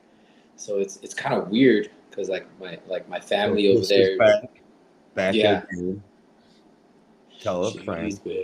Yep. Da, da, da. Well, Fluff knows I've been going to the gym every week and Yeah, eating but healthy. damn, I doing didn't meat realize fasting. you lost that much fucking weight, bro. Yeah, I mean it was 100 pounds in less than a year. Yeah. But this is what I used to look like before I was just like. How you feel that work? As soon as How you feel that work? light on my feet, bro.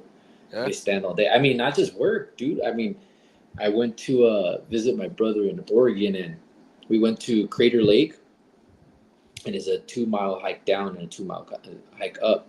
And last year when I went, that was a turning point because I go every 4th of July.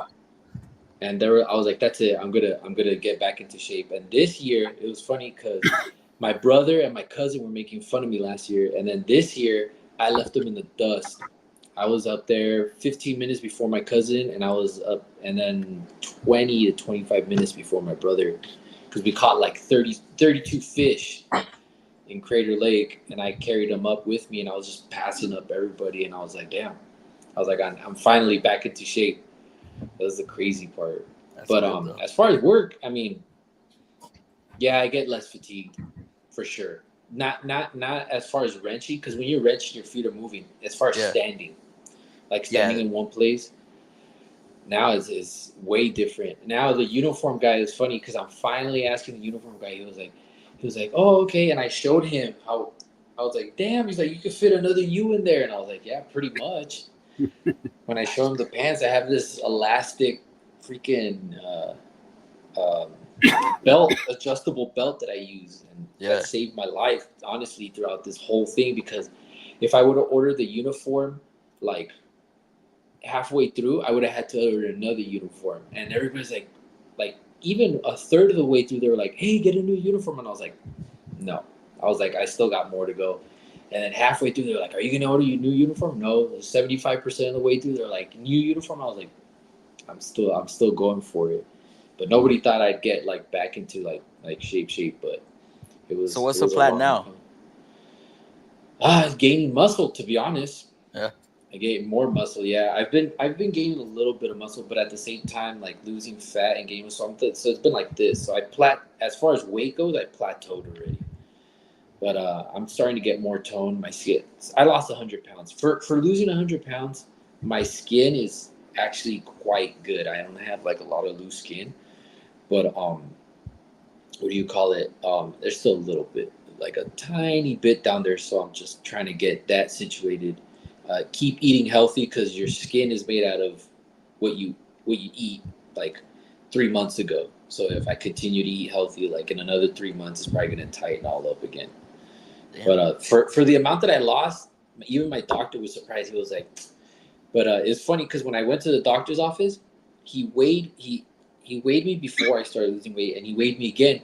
And the nurse goes back in and she goes, what was that number again? And then I told her the number. And then she comes back, she goes, what was the number again? And I was like, so and so this number. And she was like, what the heck? And the doctor goes, step on the scale right now. And I step on the scale. He's like, you realize at the time, he goes, you realize you've lost 70 pounds, right? And I'm like, yeah.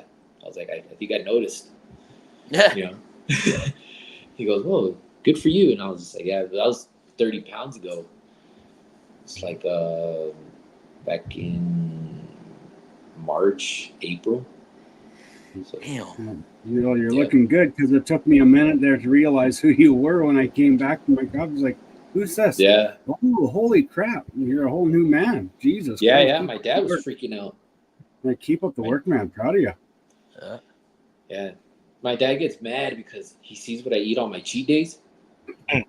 First, he's like, "Are you eating, Chris?" I was like, "Dad, if I show you what I'm eating, you're gonna be mad." I freaking on my cheat days, Fluff Seas. There's a place. Fucking pile of food. Holy shit. Yeah, it's a lot of food. During the week though, 6 days a week though, I eat healthy, no exceptions. Maybe that's how my you know you're daughter's doing birthday. it right, when you could still lose weight and eat what you want on the weekends. Yeah. Oh yeah. You should see I ate a double cheeseburger and like a pile of freaking chili cheese fries, and then so throughout the whole day I'll eat that, and then like I'll go to Korean barbecue, and then I'll go get pizza, and then I'll top it off with that taco place that I always get. That place is so good. Yeah, I got a cheat day about every 2 weeks or so. Oh, nice. For me, it's during the week when I'm eating healthy. It's strictly healthy. Like I don't touch nothing. I tell them no exceptions. Like my daughter's birthday is gonna be the only exception. That's Right. it. Yeah, birthday stuff. Yeah, it's just my daughter's birthday. Shit, not even my dad's birthday. Not even my mom's birthday. It's just my daughter because she wants to go to Denny's for her birthday. Ooh. So I'm like, Are okay. you eating out at all, or is this all in? Even when I eat, so one thing about it is that even when I eat out, I try and stay away from fast food. Right. So when I do go eat double cheeseburger and chili cheese fries from a place that I've known for a long time, that I know for a fact they don't like use like preservatives, all fresh ingredients. Right. So that's really the thing. I stay away from McDonald's, Jack in the Box, processed foods, anything that's out there. And believe it or not, the worst one is Chick-fil-A. Oh, The worst one. Yeah. I'm not talking calorie wise or anything like that. I'm talking about like added shit that they put in there, like chemicals, preservatives. Chick-fil-A has to be one of the worst. They said it was worse than Popeyes, worse than McDonald's, I think. What? Yeah. Check it out. What they put in their freaking chicken. You think KFC? You think KFC and Popeyes is sketchy? Chick-fil-A. There's a reason why people are crazy for that chicken. Crack. Pretty much. They put chemicals in that shit. I'm not crazy about Chick-fil-A. Me neither. I never have. Like the guys talk about wanting to go eat it because it's a little more. They feel it's a little more healthy. I guess it's just the thought of eating chicken. Well, here's the thing. Versus a cheeseburger from McDonald's. If you're eating preservatives, your body can't digest. So your body's putting in all this work to digest that food. Right. It's focusing on digesting that food, and it has preservatives. So it's like, why can't we digest this? All right, more energy into there. And so instead of your body taking care of other parts of you, it's focusing on digesting that shit. Right. So you're spending all your time digesting food. And you can tell what you're eating. If it's good for you, your bathroom habits change. Oh yeah, dude. I mean, that's what I've noticed. I still go, but now it's like it's different. It is different. But it's just as often, if that makes sense. J-Dub said that Lakes is on the carnivore diet. Yeah, nice. He's down almost 50 pounds. Now, see, that's kind of like keto, the carnivore diet, a little bit, because it's low carb. But honestly, I don't like the keto or the carnivore diet or anything that sticks to one thing. I just do the old-fashioned complex carbs, lean protein, veggies, and healthy fats. I stick to that because then my body's used to eating all those things already. So that way, because a lot of people who do keto or they do the carnivore diet, the moment they start eating bread, the moment they start eating something else, they start eating carbs, then they start blowing up again. Whereas I'm still sticking with it. I'm just sticking with complex carbs. I'm not doing simple carbs. Like instead of white bread, I'm doing like a multi-grain bread or like that kind of stuff. Yeah, it's See, just substitution. Honestly, some days I make myself a burger, but it's like healthy. Instead of lettuce, I use spinach. Instead of white bread, I use whole wheat bread. I like and then wheat I bread. don't put cheese. Tastes Yeah, better. yeah. And then I You don't. said put you cheese. don't eat cheese? I don't put cheese on it. Not on on days that I'm eating healthy. If Oh. it's a cheat day, dude. I told my mom. My mom goes, "Oh, you're not I don't gonna know eat if I something could live healthy?" without cheese. You No. I mean, just you gotta during the have week. mozzarella. Stay away from the cheddar and go with mozzarella. Mozzarella is good for body for strength. During the week, I don't really eat cheese. I never eat cheese almost. I almost never eat cheese during the week. But on the weekend, on my cheat days, my mom goes, "Well, why don't you eat healthy?" I was like, "Mom, when I'm eating healthy, I'm eating healthy. Like nobody can stop me. Like you could tell me, like you could wave a French fry or a burger in front of me, I'm gonna be like, no. But on my cheat day, I am not gonna eat a single fucking broccoli. Okay, I am not eating broccoli. I am eating fucking the worst. I'm eating the worst you could possibly think of. As long as it's like not like fast food. Right. You know, I took her to Korean reason. barbecue, and she was like, man. I was like, you're putting it down. I was like, yeah. I was like, it's my cheat day. I'm not gonna waste it. I get one. Like I'm not gonna. She was like, oh, why don't you get vegetables? I was like, that's during the week. During the week, I'll eat my vegetables. I do. If you see my meal preps, I eat more vegetables than I do anything else. I just, and my number one go to is broccoli, just because it's got the taste, and it's got the most amount of nutrients, and it's probably like the best for you. But like I probably eat more broccoli than meat during the week, and I got used to it now, and I eat it raw. I might microwave it for like a minute or two, or like heat it up for like a minute or two, but I won't steam it. I eat it raw. Yeah, unless you drink the water that comes out of it, because that's where all the nutrients went. Oh, is it? Mm-hmm. Yeah. Yep. Oh. If you steam it, you could. In fact, this is controversial. Some people will like microwave it for like 30 seconds just to get it a little soft, but that'll still keep most of the moisture and most of the nutrients in there. Whereas if you steam it really good, it's gone. Like most of it's gone. Not only that, the other thing about cooking your vegetables, if you cook your vegetables and especially too long or steam it too long, it actually, your body breaks it down too fast and it doesn't stay in your system. Yes, it just like probiotics. Yeah. So by eating it raw, it actually goes through your system slower than what it normally would cooked, and that way you get more nutrients. That's why eating meat and beef, it will sustain you for a longer period of time, because it takes days for it to get through your system. Whereas it takes hours to get through your system. My diet has changed a little bit, because at the beginning, since I had a lot of fat, I was sticking with chicken and turkey. Trying to. I still put a little beef in there. Now that it's lower, I'm like, okay, you do need fat. Now they found out that you need fat, like fatty foods, like not unhealthy fats. Yeah. You're not unhealthy fats, but like you need food with fat in it, but healthy fats in it. So you stick with, don't buy, if you do eat steak, beef, don't buy too lean.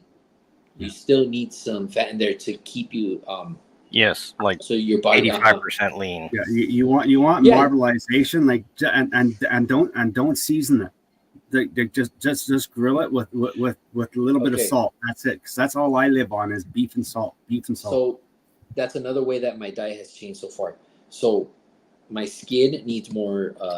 I need to increase my sodium intake. So I did start seasoning my beef. Potatoes. But before, at the beginning, what I would do is I would get something called potatoes Mrs. and bananas. Dash. You know what Mrs. Dash is? Yeah. It's seasoning for your meat, but it has no sodium in it. So that's what I was doing before. Now I use like just regular seasoning and stuff. Yeah. But like I make I don't know how to say it in English. Picadilla. Yeah. Anybody know how to? Picadillo or picadillo? Well, beef picadillo, like steak picadillo, like the types of cuts that I use when I use them, because I like them. Yeah, but it's like also I use beef stew steak, like okay, meat. yeah. So beef I chips? use Yeah, something like that. Like for beef stew, I think it is. Mm-hmm. But I don't know how to. I don't know how to say picadilla in English. What? I mean, what do you put in it? It's the beef. So potato. I don't put. The only thing I'll use is like avocado or grapeseed oil to cook it, and it's a very thin light layer. The reason why I use beef stew or like picadilla is because the amount of fat content it has. Like I don't need to put too much oil or anything like that. It stays nice and juicy, right? Yeah. And what I usually do is I grew, even though I'm Mexican, one other food I grew up with was Mediterranean style, like Greek or. So what I do is I use like whole wheat pita. I'll do whole wheat pita with hummus, and then I'll put steak all over that, and then just eat my broccoli on the side. And as like a healthy fat, I'll eat like a little bit, not like a whole like bunch of like almonds, cashews, pistachios, a little bit. Yeah, see, if you're Like worried maybe about 1 sodium ounce. intake, eat bananas and strawberries. 1 banana a day will actually help absorb the sodium out of your system and flush it out. So no, I need sodium. I need sodium to tighten up my skin. Well, Yeah. then Right now. Eat mashed potatoes. Eat mashed potatoes full of Once my sodium. skin is nice and tight, then I gotta lower my sodium intake again. But the reason why I don't eat bananas or strawberries during the week is because that's one thing that you can't avoid. Like I avoid sugar all week until my cheat day, like at all costs. Because if you need more sodium, just eat mashed potatoes. It will pick it up fast. Yeah. But like, to be honest, I right now I need the sodium for my skin.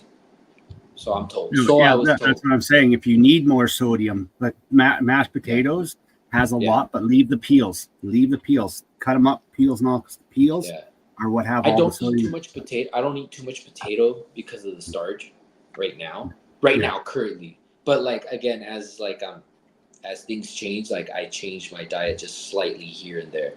But I'll keep that in mind. Yeah. If I want to retain, you're saying if I want to retain sodium.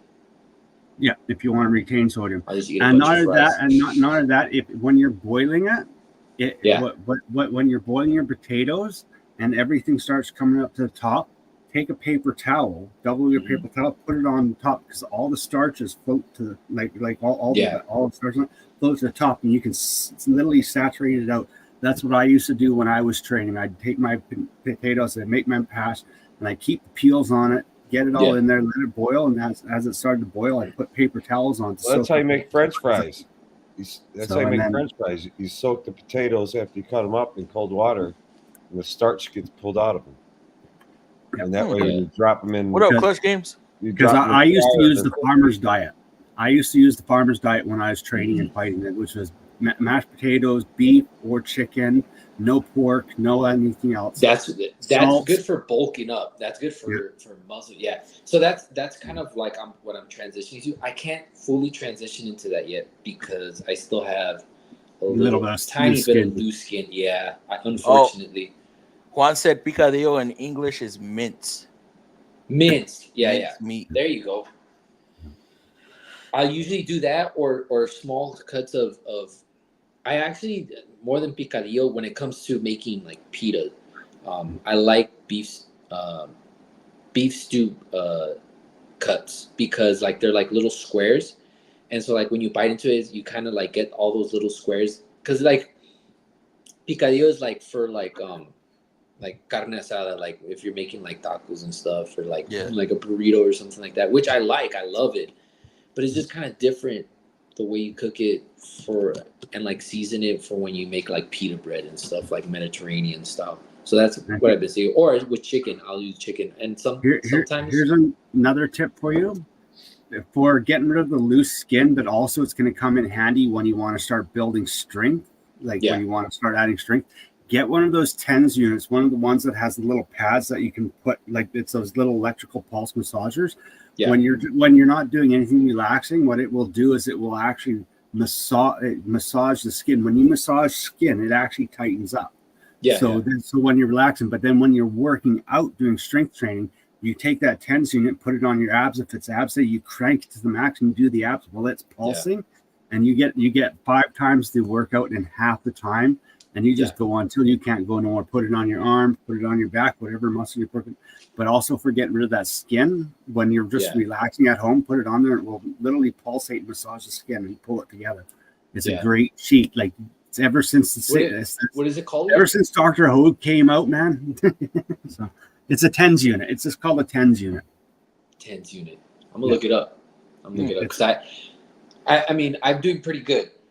Like even my doctor, my friend who's I would say that he's like a trainer and stuff. He was like for the amount of weight that you've lost, he's like you must have been eating healthy because you can't really tell unless I do push, and it's the only place I have it really is like right at the bottom of my belly, and you can't tell if I'm standing straight. You can't tell with my shirt off.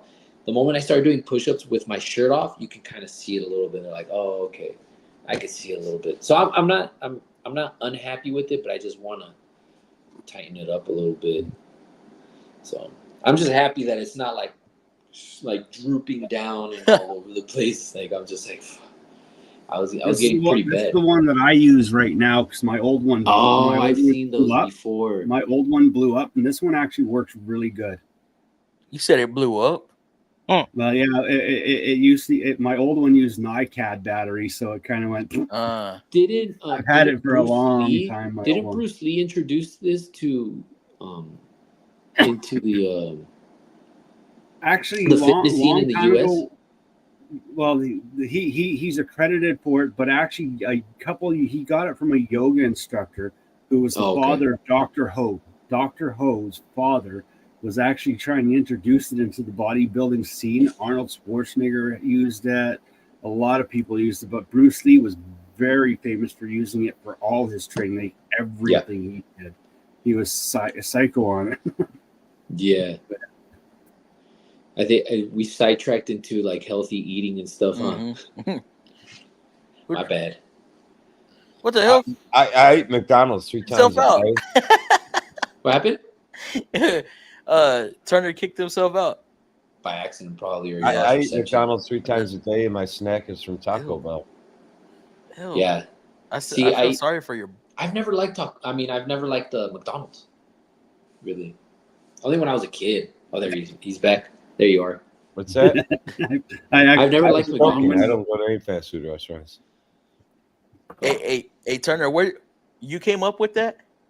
I wrote the bass lyrics, then I told AI to improve on it. Like I wrote a short list of lyrics for it the other night, and I've just been sitting.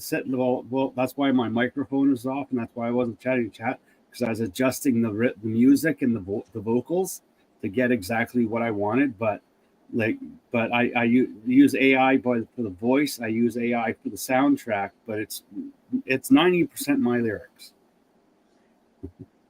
That is fucking badass. That is badass. I've been getting bored now that I've discovered an AI because I can't sing with a beam, but I can play a mean banjo. So me trying to sing my songs while playing a banjo would kill people. It would. So thank God we got this thing called AI that works actually pretty good. I'm loving it. It's like finally all these songs I've wanted to make. Do you own that? Yeah, it's yours. You do whatever you want with it. Like, how do I download it or anything? I can send you a copy of it. Okay. But you just click on I'll play it tonight for them. Let's see. I'm pretty sure we'll get a good reaction out of them once we do the outro. We won't do the regular outro. We'll just play that. It's pretty sick. Check it out. My dad's buddy, Alan, main engineer at AC Propulsion, had 2 kerosene turbojets on his electric car back when I was a kid. Damn. Grew up with turbines and like that's cool. Come down to Texas, we got some bad trucks down here. Fluff, have you ever done a turbo? Yes, J-Dub. A what? Have you ever done a turbo on the VCs Ultimas? No, I haven't. I've only seen one come through the shop. I'm doing one. Fun? I haven't started it. It's on backward. Are you gonna have to drop the engine, like on the Sentras? I don't know. I haven't looked it up. I haven't gotten that far. I kind of ordered it, and it was like slow. Now I have 3 transmissions to do. I'm like, dude, Pathfinder, 2 Ultimas. I'm like, it all piled up, and they're like, "Can we get it done today?" I was like, "Can we get it done today?" Oh yeah, we'll get all 3 done today at 1 o'clock when I leave at 4. Hey, guess what? Out of there. Closeouts next week. Closeouts next week. Next week? End of the month. Oh yeah. But that's not until we got till Wednesday. Wednesday. We'll see what you get after that. 3 transmissions. Well, for me, 2 days because my daughter's birthday's on Tuesday. I'm not gonna be there. I am. Well, with all this weight you lost, you should be able to crawl right into that engine compartment now. So all that. Oh yeah. Under the dash, no problem. Yeah, What's your secret besides the gym? I fit right through the access port for the torque converter bolts. Yeah. I just crawl in there. Yep. I don't know, but you guys, but big blowers. I like seeing those big blowers. Yes, me too. Yeah. Boy. Who doesn't? Yeah. Most of those blowers were you can actually take them off the old Detroit diesel engines and get an adapter plate that mounts an engine. A lot of those old muscle cars, that's the same blower that they used was the Wheaton supercharger off the Detroits. You used to do it all the time. Wait, hold on. What kind of superchargers on there? Wheaton's. Wheaton Whipple supercharger. Oh, okay. I have an M62 on mine. Yeah, it's a so 1 liter blower. Yours is a little guy. Those big ones that you see they come off the old bus engine. Like my engine that's in this bus. I can take the turbocharger off this thing and throw it on any muscle car I want. I want to get it's called a TVS supercharger. And from what I understand, it's based off of the SVT supercharger. That's what I was gonna ask you. I was like, wait, where's that from? It sounded like I was like T. Yeah, it sounds like SVT. It's 1.3 liter. One of the best small superchargers I've ever seen was the one that they used on the Chevy GTPs. The Grand Prix. The Grand Prix GTPs. That little Eaton was a solid, well-built unit that it worked like it was beautiful. It's the same one that AMC put on the 6.5 diesels for the U.S. military Hummers. It was mint. You know one pro to having a supercharger or buying a supercharger, putting a supercharger in your car, they usually come with decent warranties. Superchargers. Turbos don't come with warranties or anything really. They might. I'm wondering if it's because it's so easy to fuck up a turbocharger. Probably. Oh, it's easy to fuck up a supercharger too. Well, true. But you ever notice when you buy a supercharger, that they'll be like, 5-year, 3-year warranty and unlimited miles, or they'll tell you 36,000 or 50,000 miles, and you're like, well, really? They're just way more durable. A supercharger, as long as it's being cooled properly and has sufficient oil flow, it will last for a lifetime. You should never have to replace it. Unlike a turbo, those little bearings in there get so hot, it's done. Because the heat's right on the bearing. With the supercharger, it's not. Well, see, that's the thing, though, when it comes to these 10,000-mile oil changes. Oh. I didn't even like when we were being told 5,000 miles where I'm at. I'm why? You bring that up. It's back in 2014 when they switched it, right? Yeah. When they were 3,750 miles for the all the vehicles, and then they were like, it's 5,000 now. Now it's 10,000. I would never go that far. You guys bring that up. 10,000 now. Any of you guys watch? This is public. This is public information that you can get off of your service manual or anything like that. Look it up. It started with the Ultima, I think. Or what year? They are. They're going at 10,000. The new ones. I looked it up. You bring that up. Any you guys ever follow any other YouTube channels? Say ICT. It's Eaton. They follow the channel. Royalty Automotive did a video today of an engine that followed the oil change intervals according to all the records they could find, and they did it every 10,000 or earlier. Mm-hmm. I think it was 10,000 or earlier. And they were doing, it was a Ford 2-liter turbo, I believe. Yeah. An Edge, and it showed all the sludge in the motor. Yeah. I honestly, so So my girl's car is a 2022, and it says to do it. You could do it every 10,000. I'm like, we're not doing that. We do it like every 4 or 5K. I'm like, at least Minimum. At least minimum, yeah. On my other car that I just sold, I used to do it every 2,500 miles. Damn. So it was turboed. By the way, the turbo's gone, Fluff. I know. I saw. Ugh. I was like, I was watching it leave. When I sold it, I was just like watching it go, and I was like, I found myself just standing there for the longest time, like, what have I done? I was so heartbroken about it.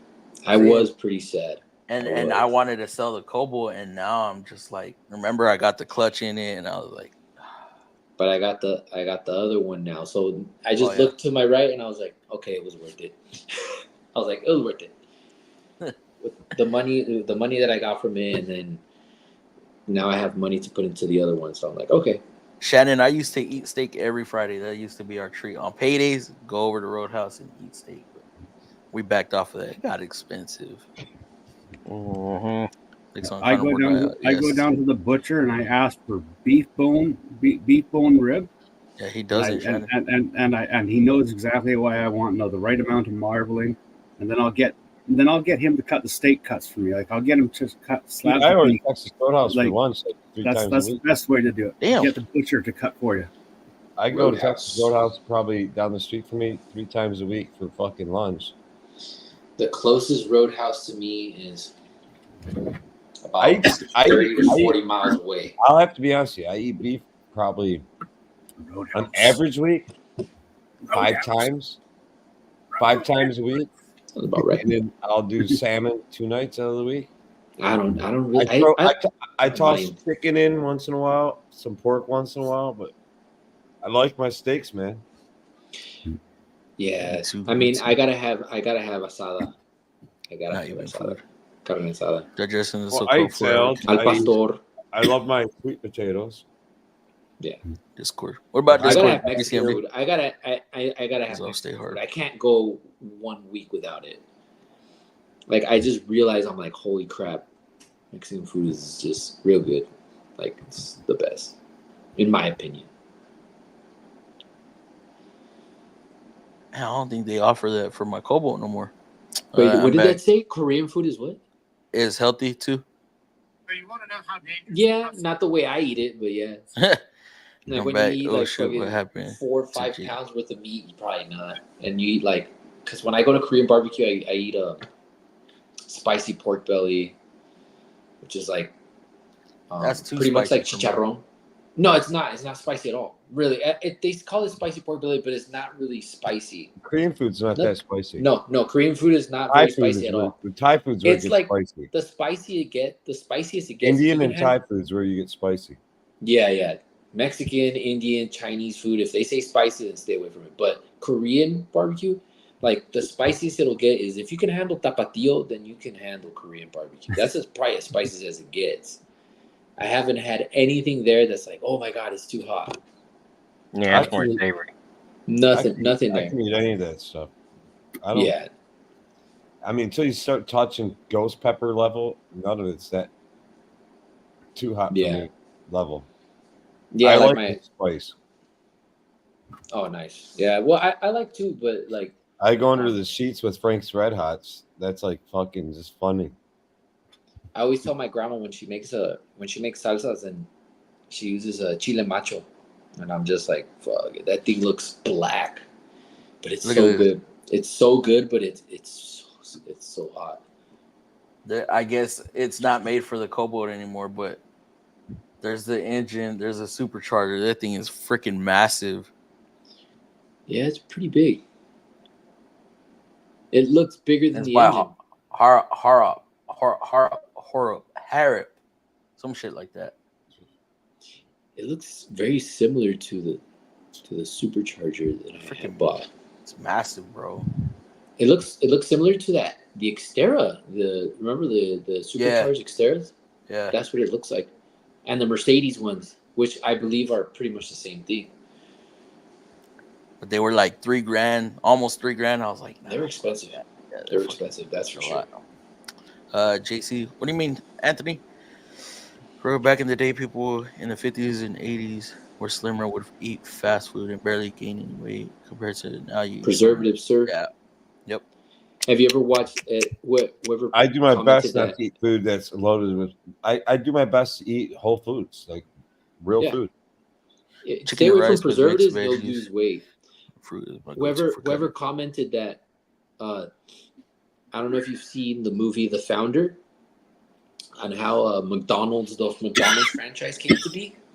That's pretty much it. Pretty much started with them, in my opinion, with an issue that they had with milkshakes, right? Because they were spending too much money on freezing the ice cream, keeping the ice cream frozen, and so they came out with artificial packages for milkshakes, which were great at the time for them because they were going to save thousands of dollars on their bill, but it was powder and it wasn't real. And then that's where it all freaking started, where McDonald's started cutting corners to save money, and they started putting preservatives and all their crap. What up, Mark? That way they could have it. Some of the stuff McDonald's did wasn't to save money. I mean, they got their asses kicked because they were using like some real beef in the fry oil, or real beef on their fries before they fried them.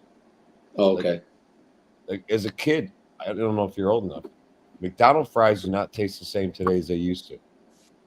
They're close, but they're not the same. To be honest, I'm almost 50. And somebody found out they were using a real beef product on their French fries to give them added flavor, and then they were a vegetarian and they freaked the fuck out, sued McDonald's. McDonald's said, okay, we got to replan it, so they came up with this whole new formula. To make them taste the same without using any animal product on them to make them vegetarian. I don't think they taste the same. They're still nice and crispy though. I do like McDonald's fries. I love Arby curly fries though. Arby curly fries are awesome. See, my parents are like traditional Mexican. They didn't really take me to. I like Whataburger fries too. Whataburger fries. I gotta try Whataburger. Are pretty good. Here. I gotta try Whataburger. I don't have a Whataburger here, but I'll send you some. It won't be good. I definitely they'll last the trip, but they won't be good. Hey, I'll put them in the air fryer. Right? Just pop them in the air fryer. Anthony, I'd be good with losing like 75 pounds, bro. I'd be happy. I was the weight I was at before my son was born. My goal was just like 50 pounds, 60 pounds. But the ball was rolling. I was already. I was feeling good. Yeah. It's because once you get there, once you get in the habit, once you feel the energy, you're like, let's keep going. Clutch games, a lot of yogurt. I'm so happy that you also know how diets work. Oh yeah, since before my daughters were born, it's funny, if I were to send you a video of what I looked like before and after, and then after, before I gained the weight, while I gained the weight, and then now, it's funny how you look at it. But yeah, I've always known about nutrition. I just, when my daughters were born, didn't care anymore. Are you talking about beef talon? Beef talon. Beef tips? When I get the package, it says beef stew. Hey, have y'all seen the what's his name? He dresses up as a janitor at the gyms. Yeah, I've seen him. Oh yeah. Oh fuck, what's his name? He got some Middle Eastern or Russian name. Yeah, and he'll walk up to, let me move that, and then Anatov. I show you how to do. Yes, you're doing incorrect form, and then he was like he doesn't look too big, but he's got he can lift like a good amount for his size. Like he'll move the fucking the deadlift bar out the best way. one where he's a professional. Transmissions and drops them and lifts them back up. He probably can. Anatoly.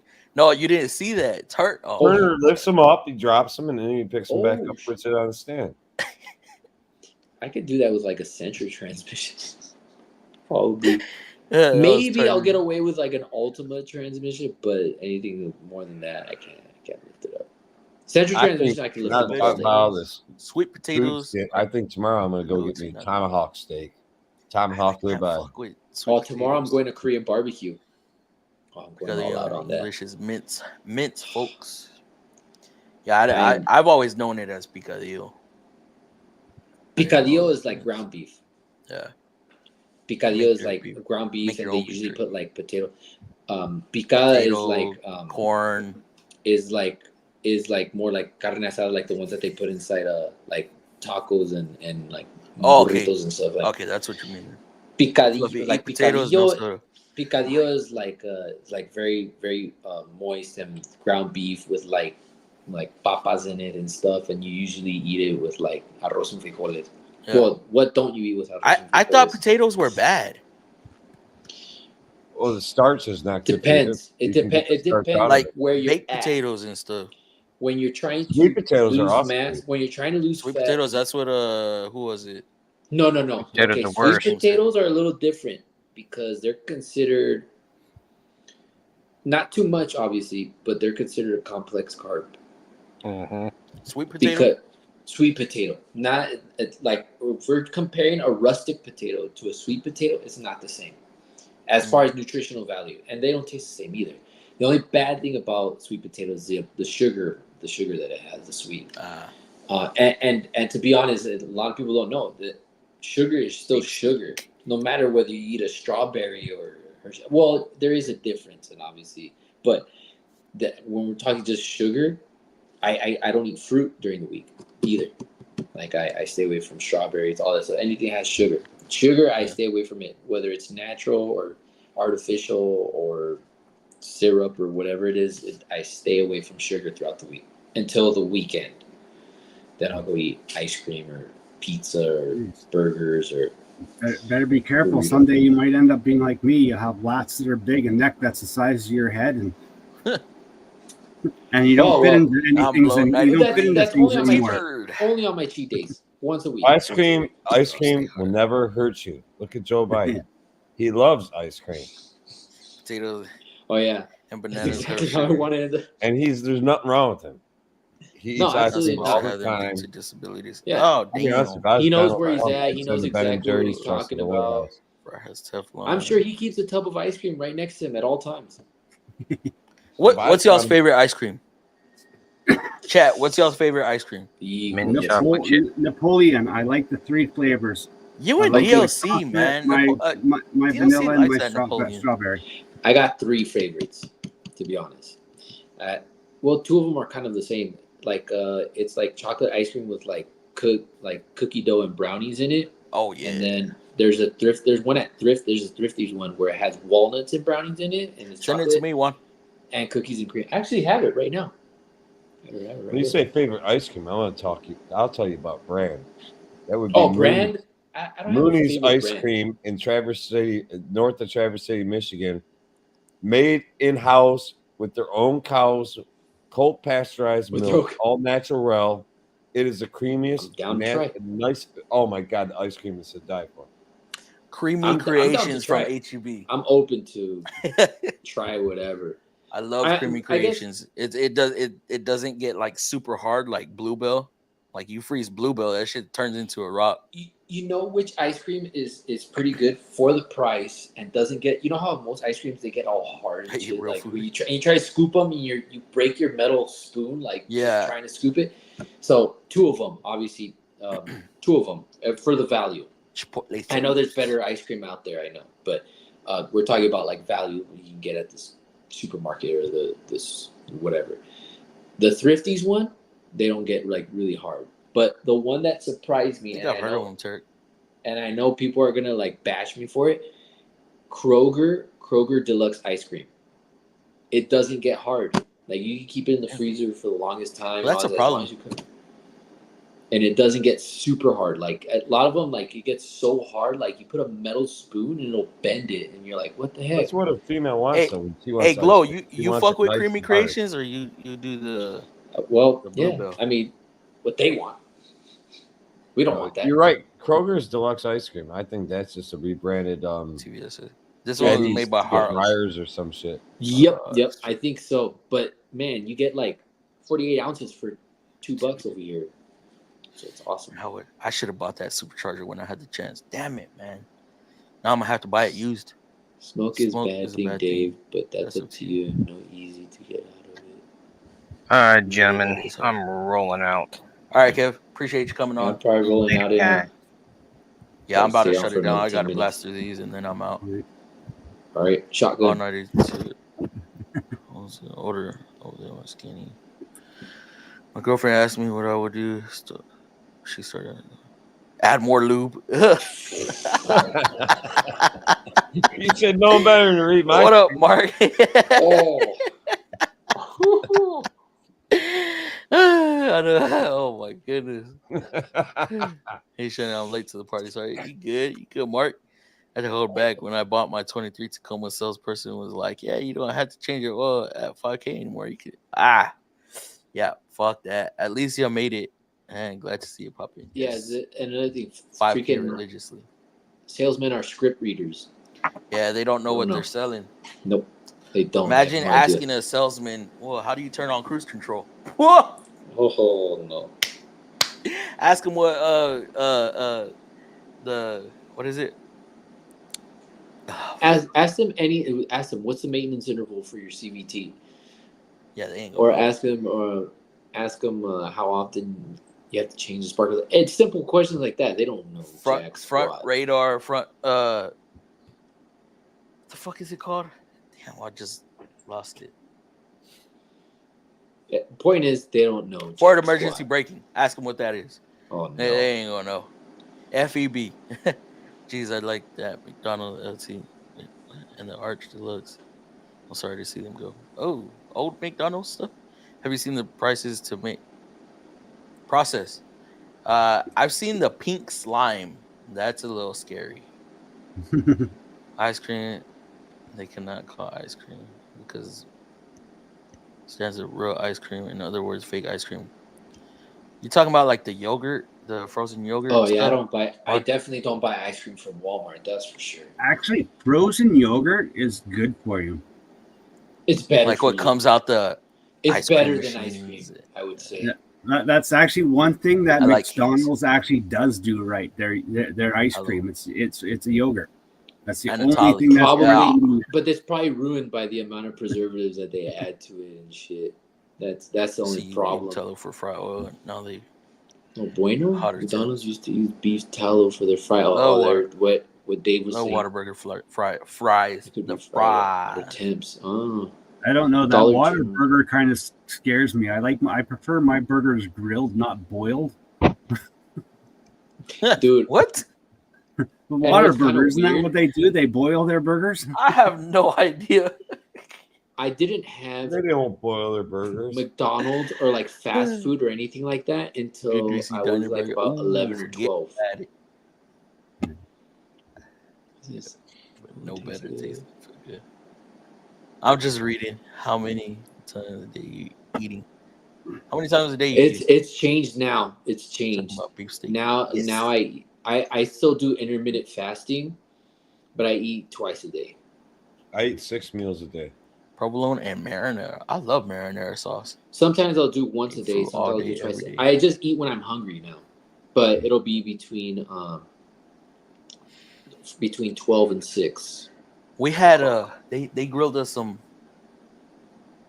I want to call it steaks, but a little overcooked. I appreciate it though. A little overcooked. Though. And then, where steaks where? At work. Oh. I mean, I had awesome steak. I had awesome steak street tacos today from my local Mexican food truck that shows up. Mark, you got me at the mint chocolate chip. I love. You gotta have street tacos. Corn fajita, fucking steak, perfectly seasoned, cilantro, onions. It was a shit. Red velvet. Standard. Red velvet. You gotta have Savoy and cilantro. Cookies and cream and pecan. Gotcha. Cookies and cream, man. I can mess. I like cookies and cream. That's probably like my third. I wouldn't even say cookies third. And cream is actually pretty good. And Rocky Road, I love Rocky Road's good. Yeah, you know which one I liked as a kid too. The ice I, cream. I tried it just recently Don't because my freeze. daughters were eating it. Rainbow sherbet. I Like on can't a- do the sherbet. I like it. Like I like chocolate and vanilla more than anything else. But like on some days, like on a hot day when you like want like something like tangy, it's good. But I can't have too much of it. That's what I was gonna say. It's too Too much. the If I'm tangy for offsetting- me is. If I'm offsetting something, rainbow Falcon. sherbet's good. Wait, Falcon. I You like remember? Superman ice cream because it makes Ooh, me that feel sounds Superman good. after you're done eating it. I run Gelato, around the sea neighborhood, salted caramel, coffee, chocolate chip, why caramel, shit like that. cookie Superman. crunch. That sounds freaking Yeah, Falcon. good. I didn't know you remember. Appreciate that, bro. Let me see. Sea salted caramel coffee. Oh, That yeah, sounds that good. does sound good. It does sound good. You got me at the caramel, the chocolate chip, and the salty caramel. Oh, Where I'm And going gelato, tomorrow. man. The gelato is so smooth, man. I love that It Italian is, ice man. cream. Oh, you know what I want to try? That rolled ice cream. I've tried it before. Where they put it on a cold stone and Really, roll to it. be honest, there's nothing special about it. No. Oh, It's like you're scraping. To me, maybe it's honestly, the experience I want. Yeah, it's honestly Salted caramel to me, vanilla is my favorite. It Yeah. tastes like what you're scraping sounds out good of the side of your freezer. deep The fried ice consistency, not the cream. taste. The consistency. What it feels like is like you're getting the little bits and pieces of the side of the freezer, or like the little frozen stuff when you have ice cream and you did top it off good and you scrape that shit. Yeah. That's what it feels like. But to me. But You know what I like? I don't know why. Dippin' Dots. I like Dippin' Dots. The Dippin' Dots. Not as much as like regular like creamy ice cream, but I like Yeah. Dippin' Dots. Nah, Dippin' Yeah. Dots. But when I was If a I kid, see a I Dippin' would- Dots in the I'm mall, messing I'm with getting those. me some. Yeah. when I was a kid, I had to have the blue bubblegum Right. ice cream. I love Right, that HEB blue brand. Yeah, bubblegum that ice could be cream. creations, bro. Yeah, Glow. Creamy Yeah. creations. I love that shit. I'll look. In all honesty, Glow, I'll choose the HEB brand over Bluebell. Oh shit, his name's Glow. I thought it was Gio. I swerve towards Friendly's ice cream. God bless. All right, TBSS, appreciate you coming through. But if I want some good Whataburger shakes, chocolate and strawberry. I love when they have the eggnog milkshakes at Whataburger. Oh, Bruh. Have a great weekend, everyone. man. All right, Peter, appreciate you coming through. So, or my oh, favorite paletas. spot. Yeah, that's what I grew up with first. Paletas. Ask the salesman, how often does a math go bad? Math goes bad usually because some shit past air filter and like, or they turn it inside backwards. Yeah. Jesus. Most of them you can actually usually clean out and fix, but On the road, we're not on in the the business of cleaning out parts and fixing on them. the We're in roads, business of they'll replacing them.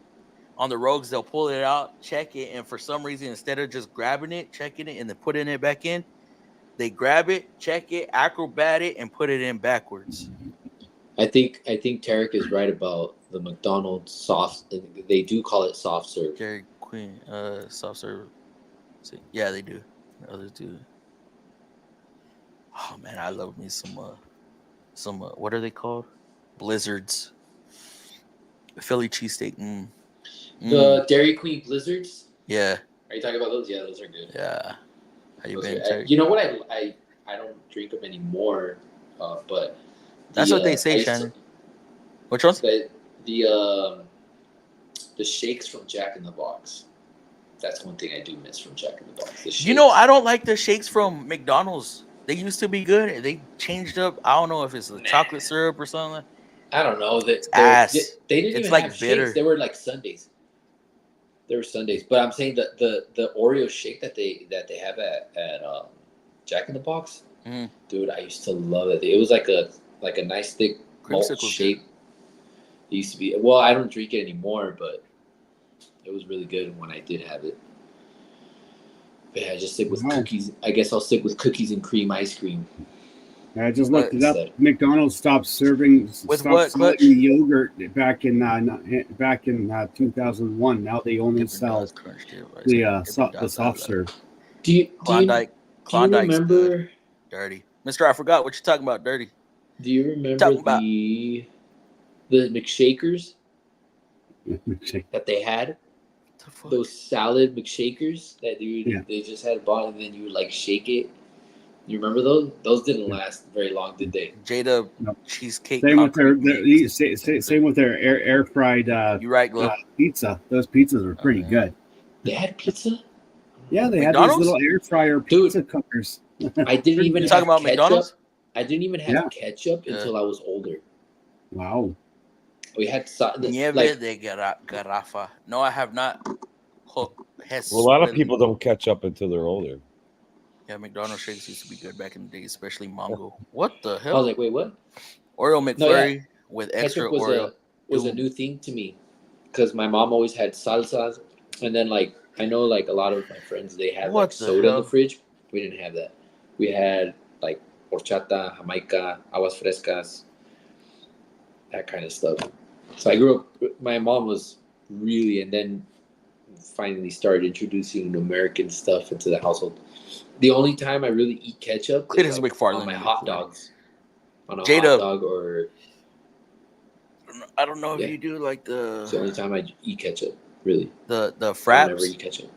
the fraps from McDonald's, but with Oreo. Fire, bro. Fire. For real? Yeah. Yeah, Cletus McFarlane McFlurry smoothie. Cletus McFlurry. All right, guys, I gotta get going. Yeah, me too. I want to play this for y'all, so I'm gonna try. Let me see. as the outro. Yeah. Cool.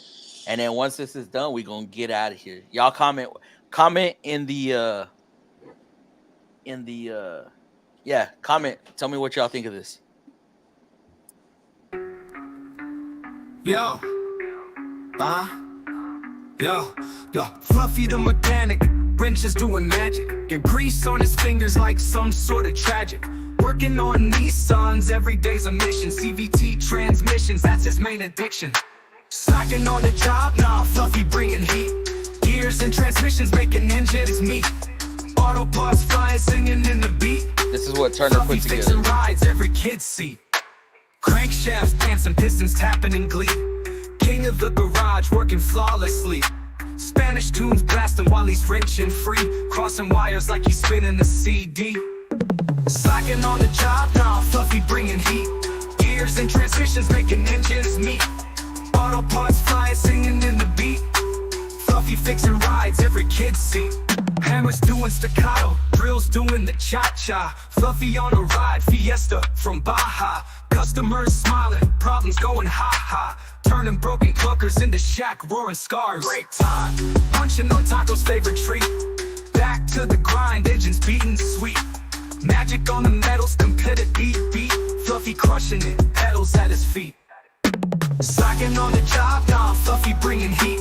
Gears and transmissions making engines meet. Auto parts flying, singing in the beat. Fluffy fixing rides, every kid's seat.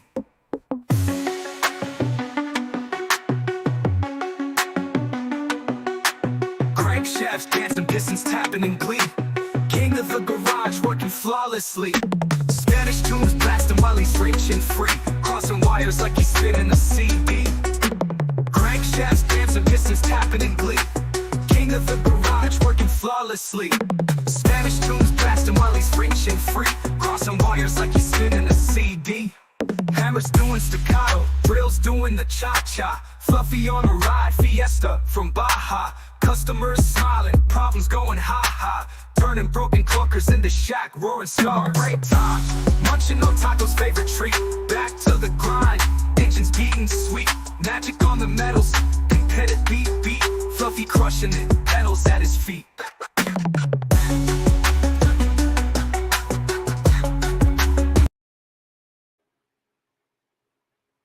What y'all think? Good? Not bad. Shit. Turner, I was not expecting that. Yeah, That's 4.5 hours of work. that's crazy. It's tricky All right. to make any AI to do what you want it to do and not screw your lyrics up too much. Yeah, it is badass. I appreciate it, Turner. Appreciate it. It's All right, very guys, we're gonna go backstage for a little bit. I'm gonna say later to these guys, and then gotta call it a night. So, chat, y'all have a good rest of the weekend. Yeah, and we'll See you guys y'all later, hopefully FMFAM. Yes, sir. Have a good night. Everyone, have a good night. Shannon, JWC, Mark, Clutch, All right, whoever else night, is y'all. left in there. Y'all have a good night.